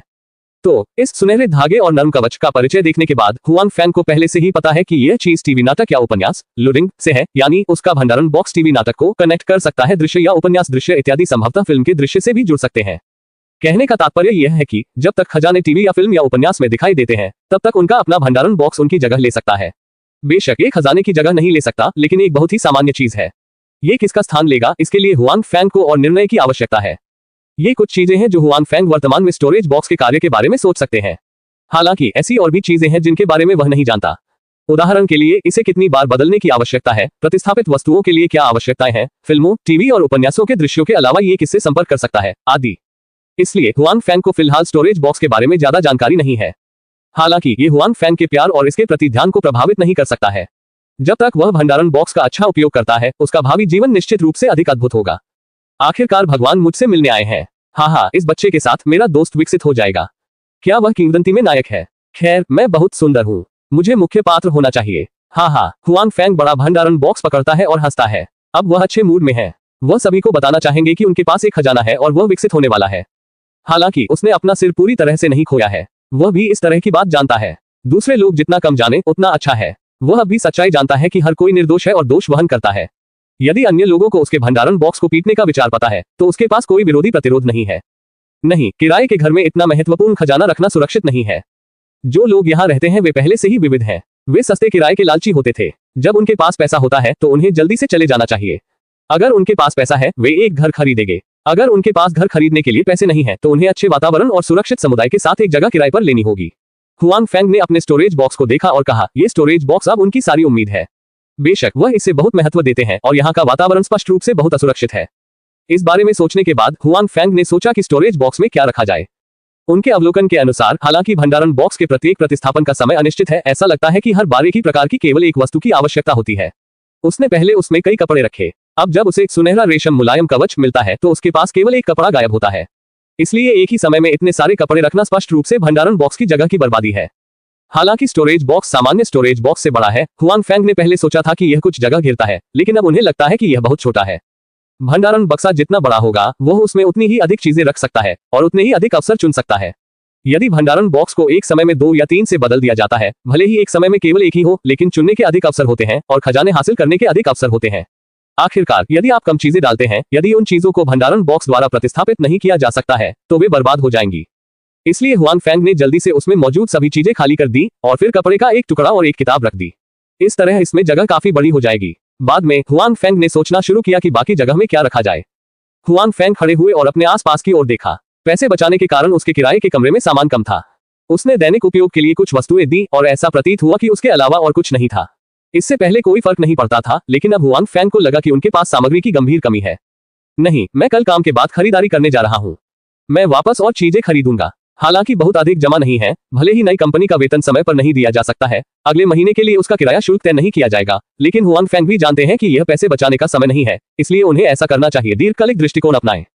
क्योंकि वहां बहुत सी चीजें नहीं थी, हुआंग फेंग अपना सामान नहीं चाहते थे और भंडारण बॉक्स खाली था, इसलिए उन्होंने उसमें कपड़े के हैंगर, कटोरे, चॉपस्टिक और अन्य चीजें डाल दी। जब तक कि वे उन्हें नहीं रख सके, उन्होंने रुक दिया। उसके बाद हुआंग फेंग बिस्तर पर चले गए और अच्छा आराम किया। इस बार उन्होंने काफी समय भी बिताया। बहुत देर हो चुकी थी। हालांकि हुआंग फेंग को अभी भी नींद नहीं आ रही थी। वह अभी भी उत्साहित था। वह बिस्तर के पास चमड़े के जूतों और बिस्तर के सिरहाने पर लटके सुनहरे मुलायम कवच को देखता। वह मूर्ख था और मुस्कुराया। सौभाग्य से आसपास किसी ने नहीं देखा, अन्यथा अभी भी यही लगता कि वह न्यूरोपैथी है। क्योंकि उसे कल काम पर जाना है, कोई रास्ता नहीं है। हालांकि उसे 2 खजाने मिले, लेकिन ये 2 चीजें उसे पैसे में कोई मदद नहीं दे सकती थी, इसलिए जब हुआंग फैंग इस कक्षा में था तो उसने खुद को अपनी आंखें बंद करने के लिए मजबूर किया। हालांकि इसका अभी भी कोई खास असर नहीं है। समय समय पर वह बिस्तर से उठेगा और भंडारण बॉक्स में ये देखने के लिए जाएगा कि क्या कोई नया बच्चा है। हालांकि हर बार वह निराश होकर वापस लौट आते हैं। हालांकि वह बहुत खुश है। वह अभी हर दूसरे पल को देखने जाता है। जब तक रात बहुत गहरी न हो जाए वह इसे सहन नहीं कर पाता और फिर बिस्तर पर ही सो जाता है। बेहतर नवल पढ़ने के लिए आप हमारे YouTube चैनल और ऑडियो एक्सप्लेन टेलीग्राम चैनल से जुड़ सकते हैं। 13 नेताओं के साथ बाहर जाओ। अगली सुबह जैसे ही हुआंग फैंग उठे, सबसे पहले कपड़े पहनना और धोना नहीं था, बल्कि भंडारण बॉक्स को देखना था। हालांकि अभी भी कोई खोज नहीं हुई थी, कोई खजाना सामने नहीं आया था और जो चीजें उसने डाली थी वे अभी भी वही थी, थोड़ी सी नहीं। मैं बहुत लालची हूँ। इसमें कितना समय है? पहली 2 चीजों में 1 दिन का अंतर है। हुआंग फैंग खुद पर हंसता है और फिर उसका दिमाग अधिक शांत हो जाता है और वह इसके बारे में अब और परेशान नहीं होता है। धोने के बाद हुआंग फैंग बाहर चला गया। रास्ते में उसने नाश्ते के लिए 4 बन खरीदे। कल पहले दिन उसे काम पर देर हो गई, आज वह फिर देर नहीं कर सकता। मैंने कहा कि काम से लेकर अब तक चाहे आप किसी भी सुखद घटना से मिले हो, आपके चेहरे की मुस्कान गायब नहीं हुई है। सुरक्षा कार्यालय में भाई वांग हुआंग फैंग के पास आए और कहा, आज सुबह यह उनकी ड्यूटी नहीं है। दोपहर हो गई है, तो अब वे सभी कार्यालय में हैं, हालांकि उनके पास करने के लिए कुछ नहीं है। क्या यह इतना स्पष्ट है? हुआंग फैंग ने अनजाने में उसके चेहरे को छुआ और कहा, और क्या, आपको बस अपने चेहरे पर कुछ शब्द उकेरने की जरूरत है, मैं बहुत खुश हूँ।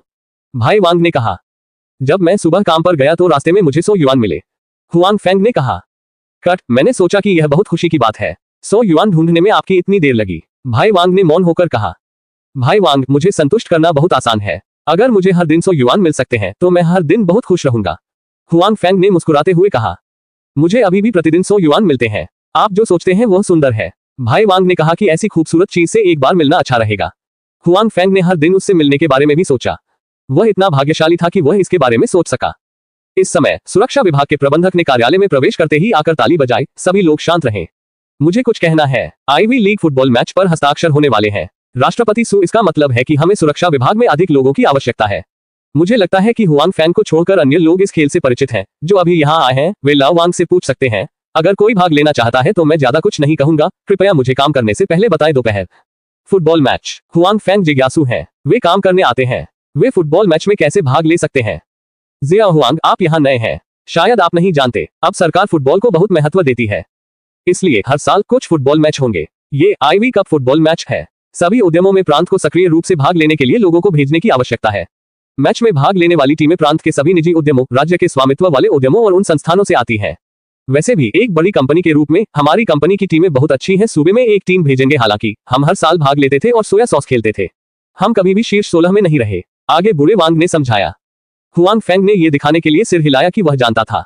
उन्होंने ये भी महसूस किया कि एक बड़ी कंपनी होती है और उनमें अभी भी लोगों को भाग लेने के लिए भेजने की ऊर्जा थी। उन्होंने पहले भी कई कंपनियों में काम किया था, लेकिन उन्होंने इसके बारे में कभी नहीं सुना था। आप हमारी कंपनी की स्थिति भी जानते हैं। ये यिन और यांग के उतार चढ़ाव हैं। कुछ लोग हैं और उनमें से अधिकांश हमारे जितने अच्छे नहीं हैं। इसलिए हर साल हम जिन टीमों में प्रतिस्पर्धा करते हैं उनमें से अधिकांश हमारी हैं। सुरक्षा विभाग, भाई वांग ने कहा। हुआंग फैंग आश्चर्यचकित नहीं है। हालांकि इन सुरक्षा गार्डों को अक्सर परियोजनाओं का सामना करना पड़ता है, लेकिन उनकी शारीरिक फिटनेस भी उन सफेदपोश श्रमिकों की तुलना में बेहतर होती है जो पूरे दिन कार्यालय में बैठे रहते हैं, इसलिए उन्हें प्रतियोगिता में भाग लेने देना कोई आश्चर्य की बात नहीं है। ये कैसा है? क्या आप खेल में जाना चाहते हैं? यदि आप अच्छा प्रदर्शन करते हैं तो आप कंपनी या अन्य कंपनियों की महिला कर्मचारियों को आकर्षित करने में सक्षम हो सकते हैं। आपको पता होना चाहिए कि हर बार जब आप खेलते हैं तो कंपनी कुछ लोगों को संगठित करेगी। पहले इसे मौके पर ही देखें, जो न केवल इस गतिविधि का समर्थन करने के लिए है बल्कि आपकी कंपनी की टीम समर्थन को खुश करने के लिए भी है। भाई वांग ने बहकाया। मैं इसे जाने दूंगा। मैं मुश्किल से बास्केटबॉल खेल सकता हूँ। मैंने फुटबॉल को कभी नहीं छुआ है। हुआंग फैंग ने अपना सिर हिलाया और कहा कि जब वह विश्वविद्यालय में था तो वह अक्सर छात्रावास में कई भाइयों के साथ बास्केटबॉल खेलता था। हालांकि उनका स्तर अच्छा नहीं था, वे इससे परिचित थे, लेकिन उन्हें फुटबॉल के बारे में कुछ भी नहीं पता था। यहाँ तक कि बुनियादी नियमों के बारे में भी उन्हें कुछ नहीं पता था। खैर, यह अफसोस की बात है कि हम उन महिलाओं के साथ कोई रिश्ता नहीं रख सकते, लेकिन मैदान पर उनका ध्यान आकर्षित करना भी अच्छी बात है। भाई वांग ने कहा कि ये देखा जा सकता है कि हालांकि भाई वांग ने हमेशा हुआंग फैंग को कंपनी में कर्मचारियों के बारे में ज्यादा न सोचने की सलाह दी थी, लेकिन इतनी सारी खूबसूरत महिलाएं हर दिन बिना सोचे उनके सामने से कैसे गुजर सकती हैं? वे इसे दिखा ही नहीं सकते।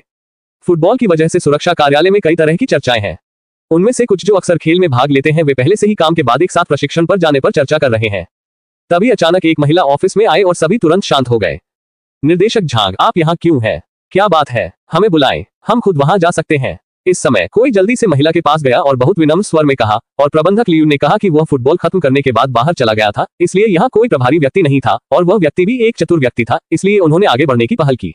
ये ठीक है, वैसे भी दोनों विभाग बहुत दूर नहीं है, यह आराम करने के लिए शरीर है, महिला ने कहा। और इस समय हुआंग फेंग और लाओ वांग ने भी लोगों को देखा। हुआंग फेंग ने उसे एक नजर में पहचान लिया, कल ही उनसे बात हुई थी। मानव संसाधन विभाग से झांग यून ऐसी लगती है जैसे वह अभी भी एक पर्यवेक्षक है। झांग यून के समाप्त होने के बाद उसने कार्यालय की ओर देखा और जब उसने हुआंग फेंग को देखा तो उसने सिर हिलाया और इशारा करते हुए कहा, सू को हमेशा कुछ न कुछ बाहर जाना होता है, इसलिए मुझे आपकी ओर से किसी की जरूरत है जो मेरे पीछे आए और मुझे कुछ करने में मदद करे। उद्धरण चिन्ह। इस बारे में बात करते समय मैं फिर से सभी लोगों की ओर देखता हूँ। वे सभी झांग यून को उत्सुकता से देखते हैं। जाहिर है वे सभी जाना चाहते हैं। ऐसे मौके ज्यादा नहीं है। वे न सिर्फ खूबसूरत मैनेजर के साथ अकेले रह सकते हैं बल्कि बॉस के सामने भी अपना प्रभाव जमा सकते हैं। स्वाभाविक रूप से वे सभी इसे मिस नहीं करेंगे। बस जब कोई अपनी मदद करना चाहता था तो झांग यून ने हुआंग फेंग की ओर देखा और कहा, हुआंग फेंग बस जाओ, क्या आप गाड़ी चला सकते हैं? अचानक सभी की निगाहें हुआंग फेंग पर टिक गईं। सभी प्रकार की ईर्ष्या और ईर्ष्या मदद नहीं कर सकती थी, लेकिन काश वे हुआंग फेंग की जगह ले पाते। हालांकि झांग यून ने पहले ही सीधे रोल बुला लिया था, वे दोबारा जाना भी चाहे तो कह नहीं पाते। झांग यून की बातें सुनकर हुआंग फेंग स्तब्ध रह गया। वह नहीं जानती थी कि उसने सीधे खुद को क्यों बुलाया। उसने सोचा कि झांग यून एक यादृच्छिक विकल्प था और उसने इसकी परवाह नहीं की। मैं करूंगा, जब मैं स्कूल गया तो मुझे अपना ड्राइवर का लाइसेंस मिल गया। 14 ईर्ष्या। ठीक है, आप बाद में गाड़ी चलाएंगे, आप आधे घंटे में निकल जाएंगे, याद रखें श्री सू को इंतजार न करने दें, झांग यून ने कहा।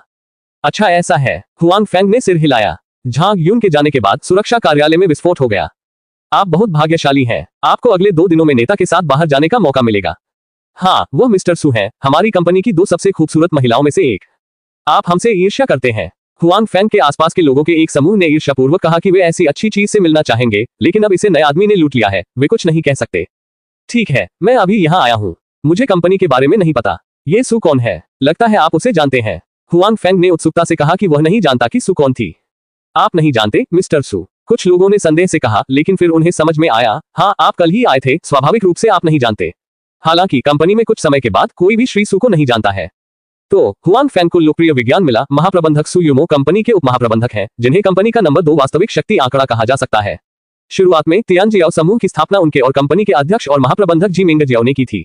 ऐसा कहा जाता है कि दोनों दोस्त और दोस्त थे जो एक साथ बड़े हुए और स्नातक होने के बाद तियानजियाओ समूह की स्थापना की। इन 2 लोगों के बारे में बात करते हुए हमें उनकी खूबसूरती का जिक्र करना ही पड़ेगा। महिलाओं की बड़ी संख्या के कारण तियानजियाओ समूह में कई खूबसूरत महिलाएं हैं। हुआंग फेंग ने भी इसे देखा। हालांकि इन सुरक्षा गार्डों के अनुसार जी मिंगजियाओ और सू यूमो इन दोनों लोगों से अधिक सुंदर हैं। ये दोनों दिव्य पात्र हैं, लेकिन इनका व्यक्तित्व अलग अलग है। हुआंग फेंग की पूर्व स्थिति अलग है। सुरक्षा गार्ड को निकाल दिया गया क्योंकि जब उसने जी मिंगजियाओ को देखा तो उसकी आंखें बहुत जंगली थीं। इससे पता चलता है कि जी मिंगजियाओ की खूबसूरती लाजवाब होगी। बेशक यह जी मिंगजियाओ के चरित्र को भी देखा जा सकता है। ये सिर्फ इस वजह से है कि कई प्रतिभाएं हुआंग फेंग के बाहर जाने के कार्य के लिए बहुत उत्सुक है। सू यूमो एक सुंदर और उच्च स्तरीय व्यक्ति है। कौन अपने सामने अपनी छाप नहीं छोड़ना चाहता? जिया हुआंग, यह एक अवसर है, अच्छा प्रदर्शन करने के अवसर का लाभ उठाएं। भाई वांग ने हुआंग फेंग को कंधे पर थपथपाया और उसे प्रोत्साहित किया। हुआंग फेंग ने व्यंग्यपूर्ण मुस्कान के साथ कहा, भाई वांग, मैं एक सुरक्षा गार्ड हूँ। अब मैं अंशकालिक कुली ड्राइवर हुआ करता था। मैं कैसे प्रदर्शन कर सकता हूँ? भले ही मैं अच्छा प्रदर्शन करूँ, मैं केवल एक सुरक्षा गार्ड ही बन सकता हूँ। यह जरूरी नहीं कि सच हो। हालांकि राष्ट्रपति सू एक खूबसूरत महिला है, लेकिन वह अकेली है। कंपनी के पुरुष गुप्त रूप से सोचते हैं कि इस खूबसूरत महिला को कैसे खुश किया जाए। यदि आप अच्छा करते हैं तो शायद क्या, जैसे ही मुझे सुरक्षा मिलेगी, और क्या हो सकता है? ये सही है, लेकिन अगर ऐसा नहीं भी हो सकता है, अगर आप अच्छा प्रदर्शन करते हैं, अपना वेतन बढ़ाते हैं, या यहाँ तक कि अपनी स्थिति को उन्नत करते हैं, तो आपको कार्यालय क्षेत्र में प्रवेश करते समय दरवाजे की सुरक्षा नहीं करनी पड़ेगी और एक सफेदपोश कार्यकर्ता बन जाएंगे। भाई वांग ने कहा। ठीक है भाई वांग, बेहतर होगा कि मैं आराम से अपने गेट की रखवाली करूं। मैं उन चीजों के बारे में कुछ नहीं जानता। इसके अलावा भाई वांग, यह एक साधारण यात्रा है, यह उतना जटिल नहीं है जितना आप सोचते हैं।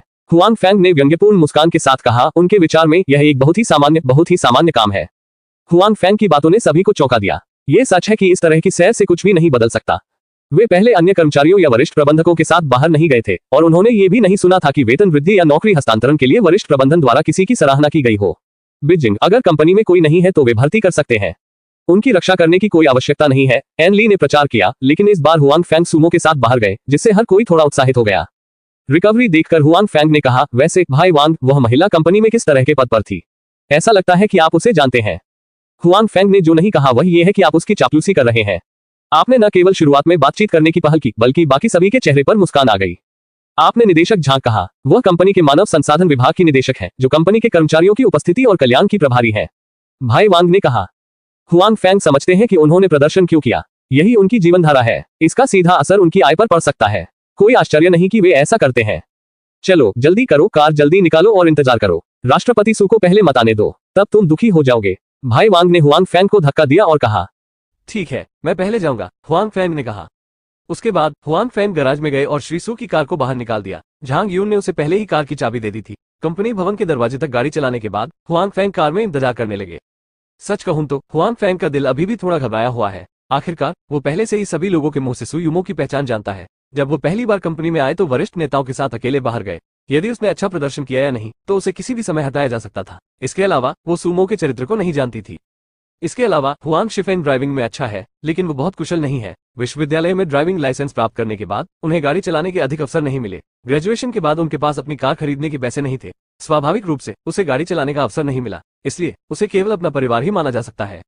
मुझे पता था, मैंने सिर्फ इतना कहा था कि मैं गाड़ी नहीं चला सकता। हुआंग फैंग ने अपने दिल में सोचा कि उसे कुछ पछतावा है। उसने बिना किसी पुरस्कार के अच्छा काम किया था। यदि उन्होंने इसे अच्छा नहीं किया तो उन्होंने नेतृत्व पर बुरा प्रभाव छोड़ा। उसकी नौकरी जाने का खतरा था। जाहिर है यह कोई बहुत किफायती चीज नहीं थी। हालांकि पछताने से कोई फायदा नहीं है। अब भले ही उसे बाद में पछताना पड़े, वो इसे केवल अपने दम पर ही कर सकता है। Dong Dong. जब हुआंग फैंग दिवास्वप्न देख रहा था तो शीशे पर दस्तक की आवाज आई। हुआंग फैंग डर गया और उसने खिड़की की ओर देखा। उसने देखा कि बाहर एक व्यक्ति खड़ा है, एक सुंदर स्त्री। मैंने देखा कि इस महिला की पतझड़ के पानी जैसी दो जोड़ी आंखें हैं, घुमावदार पलकें टिमटिमा रही हैं, जो बहुत आकर्षक है। मानक तरबूज के बीज का चेहरा गुलाबी पाउडर से पतला होता है, जो गतिशील लाल प्रभामंडल, छोटी क्यूंग नाक, थोड़े उभरे हुए लाल होठों से चमकता है, जो अन्य लोगों की तरह ही दर्शाता है कि इसका मालिक एक अतुलनीय और गतिशील सौंदर्य है। हुआंग फैंग आकर्षित हुए। उसकी नजरें हटी नहीं रही थी। जब वह कॉलेज में थे तो उन्होंने स्कूल में कई खूबसूरत महिलाओं को देखा, लेकिन उसे अपने सामने इतनी खूबसूरत औरतें नजर आ रही थी। उनमें से किसी ने भी उन्हें पहले कभी नहीं देखा था। काम के बाद वहां कई महिलाएं भी थीं, हालांकि कोई भी महिला उनकी बराबरी नहीं कर सकी। बात सिर्फ इतनी है कि सुंदरता अभी अच्छे मूड में नहीं होगी, क्योंकि वह भौहें चढ़ाए हुए है और कार में हुआंग फैंग को देख रही है। बेहतर नवल पढ़ने के लिए आप हमारे YouTube चैनल और ऑडियो एक्सप्लेन टेलीग्राम चैनल से जुड़ सकते हैं। 15 राज्य की हानि। बाहर खूबसूरत महिला के चेहरे पर अप्रसन्नता देखकर हुआंग फैंग ने तुरंत प्रतिक्रिया दी। ये वही होना चाहिए जिसका वह इंतजार कर रहा है। हुआंग फैंग ने तुरंत दरवाजा खोला और अस्थायी रूप से पूछा, राष्ट्रपति सू? हाँ मैं हूँ, सू यूमो ने शांति से कहा, लेकिन फिर वो चौंक गया और हुआंग फैंग की ओर देखा और कहा, यह आप हैं? हाँ यह मैं हूँ। मुझे निर्देशक झांग ने मिस्टर सू को काम करने के लिए देने के लिए भेजा है। हुआंग फैंग को सू यूमो का मतलब समझ नहीं आया। उसने सोचा कि वो उससे पूछ रहा है कि क्या वो गाड़ी चला रहा था।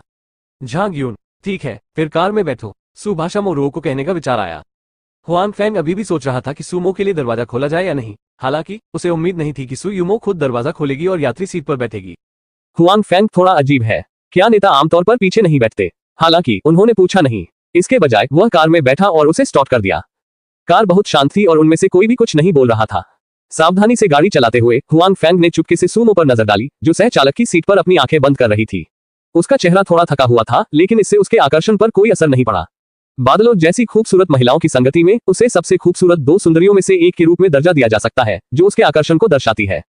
सावधानीपूर्वक गाड़ी चलाओ, ऐसे में दुर्घटना हो जाएगी। जब हुआंग फैंग चुपके से सू यूमो को देखता है तो सू यूमो अचानक आवाज लगाता है, लेकिन उसकी आंखें अभी भी नहीं खुली हैं। ऐसा लगता है कि वो वास्तव में थक गया है।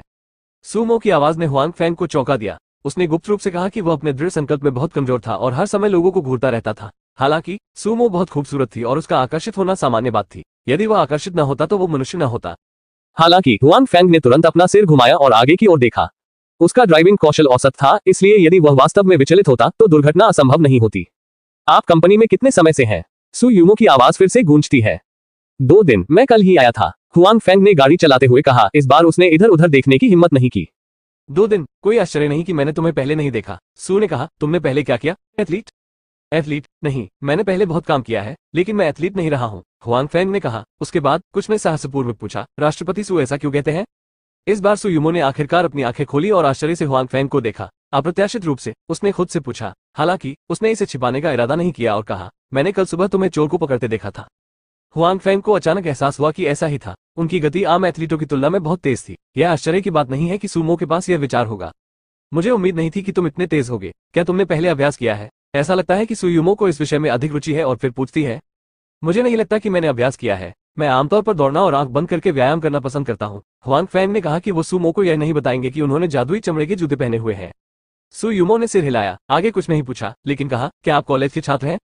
ठीक है, ये सिर्फ पहली और दूसरी कक्षा के अंत में विश्वविद्यालय है, हुआंग फैंग ने कहा। मैं सुरक्षा करने के बारे में कैसे सोच सकता हूँ? हालांकि कई कॉलेज छात्र हैं और नौकरी ढूंढना मुश्किल है, लेकिन इतने सारे सुरक्षा गार्ड नहीं है, सु यूमो ने कहा। क्योंकि कंपनी अच्छा वेतन देती है, मैं पहले भी कई छोटी कंपनियों में जा चुका हूँ। मैंने जो किया है उसके बारे में मैं ज्यादा कुछ नहीं कहता। मेरा वेतन अभी भी बहुत कम है, मुझे कोई लाभ नहीं है, हुआंग फैंग ने सच कहा। लेकिन सुरक्षा में कोई भविष्य नहीं है, सु यूमो ने कहा। क्या आप हर समय सुरक्षा गार्ड बनने के इच्छुक हैं? क्या आप कंपनी के अन्य विभागों में प्रवेश करना चाहते हैं? सु यूमो के शब्द हुआंग फैंग के दिल को छू जाते हैं। क्या ये सच है कि वांग ये और अन्य लोगों ने पहले भी चीजों का मजाक उड़ाया है? सु यूमो वास्तव में खुद को अन्य विभागों में स्थानांतरित कर देगा? हालांकि हुआंग फैंग ने तुरंत इस अवास्तविक विचार को अलग रख दिया। आखिरकार वो और सु यूमो एक दूसरे से परिचित नहीं है। वे बस पूछ सकते हैं, वे अपनी मदद कैसे कर सकते हैं? और तो और, अगर मैं खुद को दूसरे विभागों में स्थानांतरित भी कर लूं तो भी कुछ नहीं कर सकता। जब मैं जाऊंगा तो मैं क्या कर सकता हूं? हालांकि मुझे लगता है कि इस बारे में जरूर सोचा गया होगा। हुआंग फैंग अपने पूरे जीवन के लिए सुरक्षा गार्ड बनने के लिए कैसे तैयार हो सकता है? विशेष रूप से जादुई भंडारण बॉक्स मिलने के बाद हुआंग फैंग का मूड बदल गया है, लेकिन वर्तमान में ये समय नहीं है।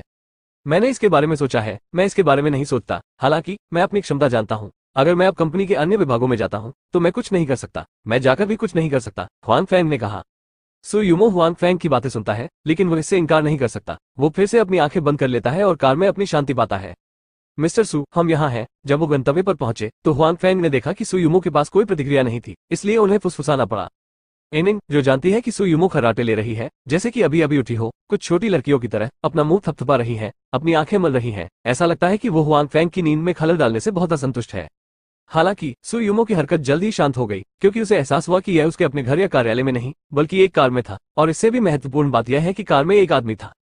इस खोज ने सु यूमो को कुछ देर के लिए शर्मिंदा महसूस कराया। वो अपने बारे में शिकायत कर रहा था। वो इतना लापरवाह कैसे हो सकता है? कार में, बाहरी लोगों के सामने, विशेषकर किसी अपरिचित विपरीत लिंग के सामने, वो वास्तव में अतीत में सो गया। उसे नहीं पता था कि उसकी लार टपक रही थी या वो नींद में बात कर रहा था। यदि उसने ऐसा किया तो उसे अपनी जान से हाथ धोना पड़ेगा। हुआंग फैंग एक बार फिर सु यूमो के लुक से आकर्षित हो गए। मूल रूप से सु यूमो बहुत आकर्षक थी। जब वो उठी तो उसकी आंखें धुंधली थी और उसका मुंह और आंखें सिकुड़ी हुई थी। यह उसकी शांत और सक्षम उपस्थिति के साथ काफी असंगत था, जो अधिक आकर्षक थी। शायद मुझे हुआंग फैंग की अत्यधिक नजरें महसूस हुई। सु यूमो का चेहरा अप्राकृतिक लाल रंग से रंगा हुआ था। फिर उसने अपना सिर उठाया और हुआंग फैंग पर एक भयंकर नजर डाली। इस आंख ने हुआंग फैंग को भी शांत बना दिया। कुछ चापलूस पीछे मुड़े और उतरने के लिए दरवाजा खोला। सु यूमो कार में कुछ देर के लिए शांत हो गई। फिर उसने दरवाजा खोला और उतर गया। उसके बाद वो ऐसे सामने चला गया जैसे कुछ हुआ ही न हो। केवल जब उसने हुआंग फैंग को देखा तो उसका चेहरा थोड़ा अप्राकृतिक था, लेकिन कोई अन्य अभिव्यक्ति नहीं थी। हुआंग फैंग को भाग्यशाली होना चाहिए। आज वो जी मिंगजियाओ को नहीं, बल्कि सु यूमो को बहुत अधिक देखता है। अन्यथा उसे जल्द ही अपनी नौकरी छोड़नी पड़ सकती है। पदोन्नति नहीं, बल्कि बर्खास्त किया जा सकता है। पिछली बार सुरक्षा गार्ड ने जी मिंगजियाओ को देखा था, लेकिन आज उसने सुमो को ज्यादा नहीं देखा। आज हुआंग फैंग को कई बार गिरफ्तार किया गया है, लेकिन ये भी धन्यवाद कि सु यूमो का चरित्र जी मिंगजियाओ जैसा नहीं है, इसलिए वो काम करना जारी रख सकता है। बेहतर नवल पढ़ने के लिए आप हमारे YouTube चैनल और ऑडियो एक्सप्लेन टेलीग्राम चैनल से जुड़ सकते हैं। 16 निरीक्षण। मिस्टर सु, क्या आप यहाँ हैं? जब हुआंग फैंग ने सु यूमो का कारखाने तक पीछा किया तो कारखाने के नेता पहले से ही इंतजार कर रहे थे। एक मोटा अधेड़ उम्र का आदमी सु यूमो को कार से उतरते देख उससे मिलने के लिए दौड़ा। सु ने बस अपना सिर हिलाया और फिर आगे बढ़ गई, जबकि हुआंग फैंग अभी भी उसका पीछा कर रहा था। कैसा चल रहा है? सु यूमो ने कहा कि जैसे ही वो चल रही थी, उसका चेहरा हुआंग फैंग के सामने पिछली शर्मिंदगी से पूरी तरह मुक्त था। इसके बजाय वो एक पेशेवर अभिजात वर्ग की तरह दिखती थी। लेकिन वो मोटा अधेड़ उम्र का व्यक्ति सु यूमो के लिए कोई अजनबी नहीं लगता। सु यूमो का सवाल सुनने के बाद उन्होंने कहा, कंपनी का आदेश प्राप्त करने के बाद मैंने सभी उत्पादन प्रक्रियाओं की जांच करने और आवश्यकताओं को मजबूत करने के लिए किसी की व्यवस्था की है। हालांकि कोई गंभीर अयोग्यता नहीं पाई गई है। सु यूमो मोटे अधेड़ उम्र के आदमी की बातें सुनती है, लेकिन उसके चेहरे पर कोई अभिव्यक्ति नहीं होने के कारण वो सीधे प्रोडक्शन वर्कशॉप में चली जाती है। वो यहाँ की सड़क से बहुत परिचित है, जाहिर तौर पर पहली बार नहीं। सु यूमो हाल ही में बहुत परेशान है। उनकी कंपनी का मुख्य व्यवसाय सौंदर्य प्रसाधन है। उनकी और उनकी सबसे अच्छी दोस्त जी मिंगजियाओ की क्षमता और उनके पीछे की पृष्ठभूमि की मदद से उनका तियानजियाओ समूह बहुत अच्छी तरह से विकसित हुआ है। जल्द ही इसने इस क्षेत्र में नाम कमाया, जियांगजू में पैर जमाया, किन्वेई में नाम कमाया और यहाँ तक कि पूरे देश की सेना में भी कुछ प्रभाव डाला। हालांकि हाल ही में एक प्रसिद्ध विदेशी सौंदर्य प्रसाधन ब्रांड के किंगडाओ में प्रवेश करने के बाद से कई चीजें बदल गई हैं। एक दूसरे के कदम दर कदम दबाव में उनकी अपनी बाजार हिस्सेदारी में काफी गिरावट आई है। और तो और, जिस ब्यूटी सैलून के साथ उन्होंने सहयोग किया, उसके सौंदर्य प्रसाधनों का उपयोग करने वाले ग्राहकों के विकृत होने के कारण उस ब्यूटी सैलून को संदेह हुआ कि उनके द्वारा प्रदान किए जाने वाले सौंदर्य प्रसाधनों में कोई समस्या है। हमें उनके साथ सहयोग बंद करना होगा। ये ब्यूटी सैलून व्यवसाय की एक विस्तृत श्रृंखला वाला एक राष्ट्रीय श्रृंखला स्टोर है। ये तियानजियाओ समूह का एक बड़ा ग्राहक है। स्वाभाविक रूप से वे इतने बड़े ग्राहक का नुकसान स्वीकार करने को तैयार नहीं है। इसलिए जी मिंगजियाओ व्यक्तिगत रूप से संकट जनसंपर्क के लिए गई, जबकि सु यूमो अपनी कंपनी के सौंदर्य प्रसाधनों का परीक्षण करने के लिए बेस कैंप में रही। हालांकि जी मिंगजियाओ के जाने से पहले वो सु युमो से मिली और उन्होंने विश्लेषण किया कि इस मामले में प्रसिद्ध विदेशी सौंदर्य प्रसाधन ब्रांड की छाया लगती है, इसलिए यह मामला उतना सरल नहीं है जितना लगता है, लेकिन चूंकि कुछ हुआ है इसलिए वे केवल इसका सामना कर सकते हैं। उन्हें यह उम्मीद नहीं थी कि जी मिंगजियाओ के चले जाने के तुरंत बाद, विकृति की घटना के तुरंत बाद, अभी भी कुछ छोटे गैंगस्टर उनके उत्पादन कारखाने में परेशानी पैदा कर रहे थे। उन्होंने पहले ही इन चीजों पर अच्छा काम किया था, लेकिन उन्हें नहीं पता था कि ऐसा दोबारा क्यों हुआ। अगर उन्होंने पुलिस को बुलाया भी तो ये बेकार था। पुलिस आए, वे बस जाते हैं, पुलिस जाती है, वे आते हैं और कारखाने में श्रमिकों को परेशान करते हैं। कहा जा सकता है कि इनका सामान्य उत्पादन पूरी तरह प्रभावित हुआ है। क्या वे लोग इन 2 दिनों में भी आ रहे हैं? सु युमो ने चलते हुए पूछा। आओ, हर दिन आओ, जब तक पुलिस नहीं आएगी। वे हमारे कर्मचारियों को परेशान करने के लिए, खासकर जब वे ड्यूटी से बाहर हो, आएंगे। निम्नलिखित प्रतिक्रिया के अनुसार कई लोगों को परेशान किया गया है, खासकर कुछ एकल महिलाओं को, जिनके साथ मौखिक रूप से छेड़छाड़ की जाती है या यहाँ तक कि उन्हें स्थानांतरित भी किया जाता है। मोटे अधेड़ उम्र के आदमी ने जवाब दिया कि जब उसने ऐसा कहा तो उसका चेहरा भी बहुत बदसूरत था। जाहिर है इस बात से वह भी परेशान थे। बगल में चल रहे हुआंग फेंग ने पाया कि इस समय सु युमो का चेहरा अधिक गंभीर था। इस समय कार में केवल 2 लोग थे, जिससे हुआंग फेंग थोड़ा भ्रमित हो गए। हालांकि उन्होंने कुछ नहीं कहा, वो अपनी पहचान जानता था। इस समय उन्हें किसी सलाह की जरूरत नहीं थी। सु युमो ने अपना आइसोलेशन सूट पहना और कार्यशाला में प्रवेश किया। हुआंग फेंग झिझके, लेकिन फिर उन्होंने उसका पीछा किया। मोटे अधेड़ उम्र के आदमी ने हुआंग फेंग पर नजर डाली, हालांकि उसने कुछ नहीं कहा और उसके पीछे चल दिया। उत्तरजीविता कार्यशाला में कर्मचारी गहन और व्यवस्थित उत्पादन कर रहे हैं और मशीनें लगातार चल रही हैं। हुआंग फेंग कार्यशाला का निरीक्षण करने के लिए उत्सुक है। ये पहली बार है जब उन्होंने इस तरह की कार्यशाला में प्रवेश किया है। स्वाभाविक रूप से वह इनके बारे में उत्सुक है। उन कार्यकर्ताओं ने हुआंग फेंग के आगमन पर कोई विशेष ध्यान नहीं दिया। वे अभी भी कदम दर कदम अपना काम कर रहे थे। एक साथ काम करने के बाद सौंदर्य प्रसाधनों के प्रत्येक टुकड़े को पैक किया गया। हुआंग फेंग, कार में एक बक्सा ले जाओ। इस समय सुभाषा फोम सिर के सामने चलना भी कहने के लिए वापस नहीं आया। ठीक है, हुआंग फेंग ने सिर हिलाया और फिर सीधे पैक किए गए सौंदर्य प्रसाधनों से एक बॉक्स निकाला। हालांकि यह एक पूरा डिब्बा है, ये भारी नहीं है। सामान्य व्यक्ति को इसे ले जाने में कोई परेशानी नहीं होती है। अकेले रहने दे। हुआंग फेंग आमतौर पर व्यायाम पर ध्यान देते हैं, जो अधिक आरामदायक है। ये देखकर कि हुआंग फेंग कुछ आगे बढ़ गया है, सु युमो अब लंबे समय तक यहाँ नहीं है। वो घूमता है और बाहर चला जाता है। जब वो कारखाने में पहुंचता है तो सु युमो अपने आसपास के मध्यम आयु वर्ग के लोगों से कहता है, कारखाना प्रबंधक, हमें गुणवत्ता नियंत्रण को मजबूत करना याद रखना चाहिए। चाहे ये समय हमारे कारणों से हो या नहीं, गुणवत्ता की समस्या कभी नहीं हो सकती नजरअंदाज किया जाए। ये हमारे पैर जमाने का आधार है। मिस्टर सु, चिंता न करें, मैं हमेशा गुणवत्ता को बहुत महत्व देता हूँ। मैंने इसे कभी भी नजरअंदाज नहीं किया है। मैं इस घटना के लिए हमें दोषी नहीं ठहराता। या तो ये कुछ ऐसा है जिसे ब्यूटी सैलून ने खुद बनाया है, या जियांगब्रो ने इसके पीछे सौंदर्य प्रसाधन है। अब हम खाना बनाना जारी रखेंगे। जाहिर है इस मामले पर फैक्ट्री निदेशक की अपनी राय और विचार है। हम इस मामले के बारे में पता लगाएंगे, लेकिन हमें उस वाक्य की उपेक्षा नहीं करनी चाहिए, चाहे ये हमारी जिम्मेदारी हो या गुणवत्ता की समस्या, सु युमो ने कहा। चिंता मत करो, जब तक हम यहाँ हैं, गुणवत्ता सुविधाजनक है और कोई समस्या नहीं होगी। डायरेक्टर ने अपना सीना थपथपाया और वादा किया। सु युमो ने सिर हिलाया। इस बार मामला थोड़ा हंगामेदार था। ग्राहक को कुछ रिश्ते लगते थे। औद्योगिक और वाणिज्यिक पक्ष और कुछ अन्य विभागों ने पहले ही इस मामले पर जांच शुरू कर दी थी और उनका तियानजियाओ समूह सबसे बड़ा संदिग्ध लक्ष्य था। इसलिए इस समय वे अपनी ओर से अव्यवस्थित कार्य करने में सक्षम नहीं होंगे। सु युमो वापस जाने के लिए तैयार है। वो यहाँ मुख्य रूप से प्रोडक्शन वर्कशॉप देखने और कुछ सैंपल लेने आई थी। अब जब व्यवसाय समाप्त हो गया है तो वापस जाने का समय आ गया है। जहां तक ड्राइवर और खलासी हुआंग फेंग का सवाल है, फैक्ट्री के निदेशक ने 2 व्यक्तियों को दरवाजे पर भेजा। हालांकि जब वह दरवाजे पर पहुंचा तो उसका चेहरा बदल गया। दरवाजे के बाहर एक मिनी बस थी। बस के आसपास फैंसी कपड़े पहने कई युवा लोग थे जो धूम्रपान कर रहे थे और बातें कर रहे थे। बेहतर नवल पढ़ने के लिए आप हमारे YouTube चैनल और ऑडियो एक्सप्लेन टेलीग्राम चैनल से जुड़ सकते हैं। 17 सावधानी। प्रबंधक के चेहरे में बदलाव सु युमो और हुआंग फेंग को पता चला। सु युमो ने पूछा, क्या बात है? मिस्टर सु, ये वही हैं। वे अक्सर फैक्ट्री के गेट पर घूमते रहते हैं और काम के बाद कर्मचारियों को परेशान करते हैं। फैक्ट्री के निदेशक ने कुछ ही दूरी पर मौजूद कई युवाओं की ओर इशारा किया। सु युमो की भौहें थोड़ी झुर्रीदार हैं। बाहर के युवाओं को देखते हुए इस प्रकार का ब्राउन शुगर जैसा व्यक्ति सबसे अधिक परेशान करने वाला होता है। जब पुलिस आती है तो कुछ नहीं करती। आप उन्हें पकड़ नहीं सकते क्योंकि वे आपके कारखाने के गेट पर हैं। एक बार जब पुलिस चली जाएगी तो वे ड्यूटी से बाहर रहने वाले कर्मचारियों को परेशान करेंगे। कोई वास्तविक नुकसान नहीं है। हालांकि धमकियां और धमकियां दुर्लभ हैं। हाँ, इससे यहाँ के कर्मचारियों को बहुत परेशानी होती है। ऐसे लोगों से निपटना बहुत परेशानी भरा होता है। या तो हमें उनसे सीधे लड़ना चाहिए या उनके जैसे ही लोगों को ढूंढना चाहिए और उन्हें मजबूर करना चाहिए। अन्यथा हम समस्या का समाधान बिल्कुल नहीं कर सकते। वहां के कुछ युवाओं को हुआंग फेंग में भी कुछ लोग मिले। वे सु युमो और हुआंग फेंग को नहीं जानते, लेकिन वे फैक्ट्री निदेशक को जानते हैं। आखिरकार उनका एक दूसरे के साथ बहुत कुछ लेना देना है। लेकिन वे फैक्ट्री संचालक से नहीं डरते। इसके बजाय वे स्वयं आए हैं। पास आने के बाद उन युवाओं ने सु युमो की सुंदरता देखी, लेकिन भले ही वे दंग रह गए, उनका प्रदर्शन हुआंग फेंग से पहले की तुलना में बहुत खराब था और सु युमो की भौहें अधिक झुर्रीदार थीं। सुंदरी, क्या तुम यहाँ काम करती हो? आगे मत बढ़ो, अपने भाई का अनुसरण करो, वह तुम्हें रखता है। हाँ, अपने भाइयों की सेवा करना अधिक आरामदायक है। यहाँ काम करने से अच्छा जीवन जीना बेहतर है। सुंदरी, तुम बहुत सुंदर हो। तुम पहले क्यों नहीं मिली? नहीं। जैसे ही वे युवा लोग उसके पास आए, उन्होंने सु यूमो को एक एक करके छेड़खानी करते हुए देखा। उन्होंने कई दिनों तक यहाँ कई महिला कर्मचारियों को देखा था, लेकिन उन्होंने सु यूमो जैसी खूबसूरत चीज कभी नहीं देखी थी। हुआन फैंग जानता है कि यह उसके प्रदर्शन का समय है। वह कंपनी का सुरक्षा गार्ड है। अपने बॉस को चिढ़ाते हुए देखना असंभव है। इसके अलावा इस बार वह उसके साथ बाहर आया। क्या इसका मतलब सु यूमो की रक्षा करना है? हुआन फैंग ने सौंदर्य प्रसाधन बॉक्स को जमीन पर रख दिया, चुपचाप सु यूमो के सामने चला गया और उसे युवा लोगों से अलग कर दिया। जो भी कहें सावधानी से कहें।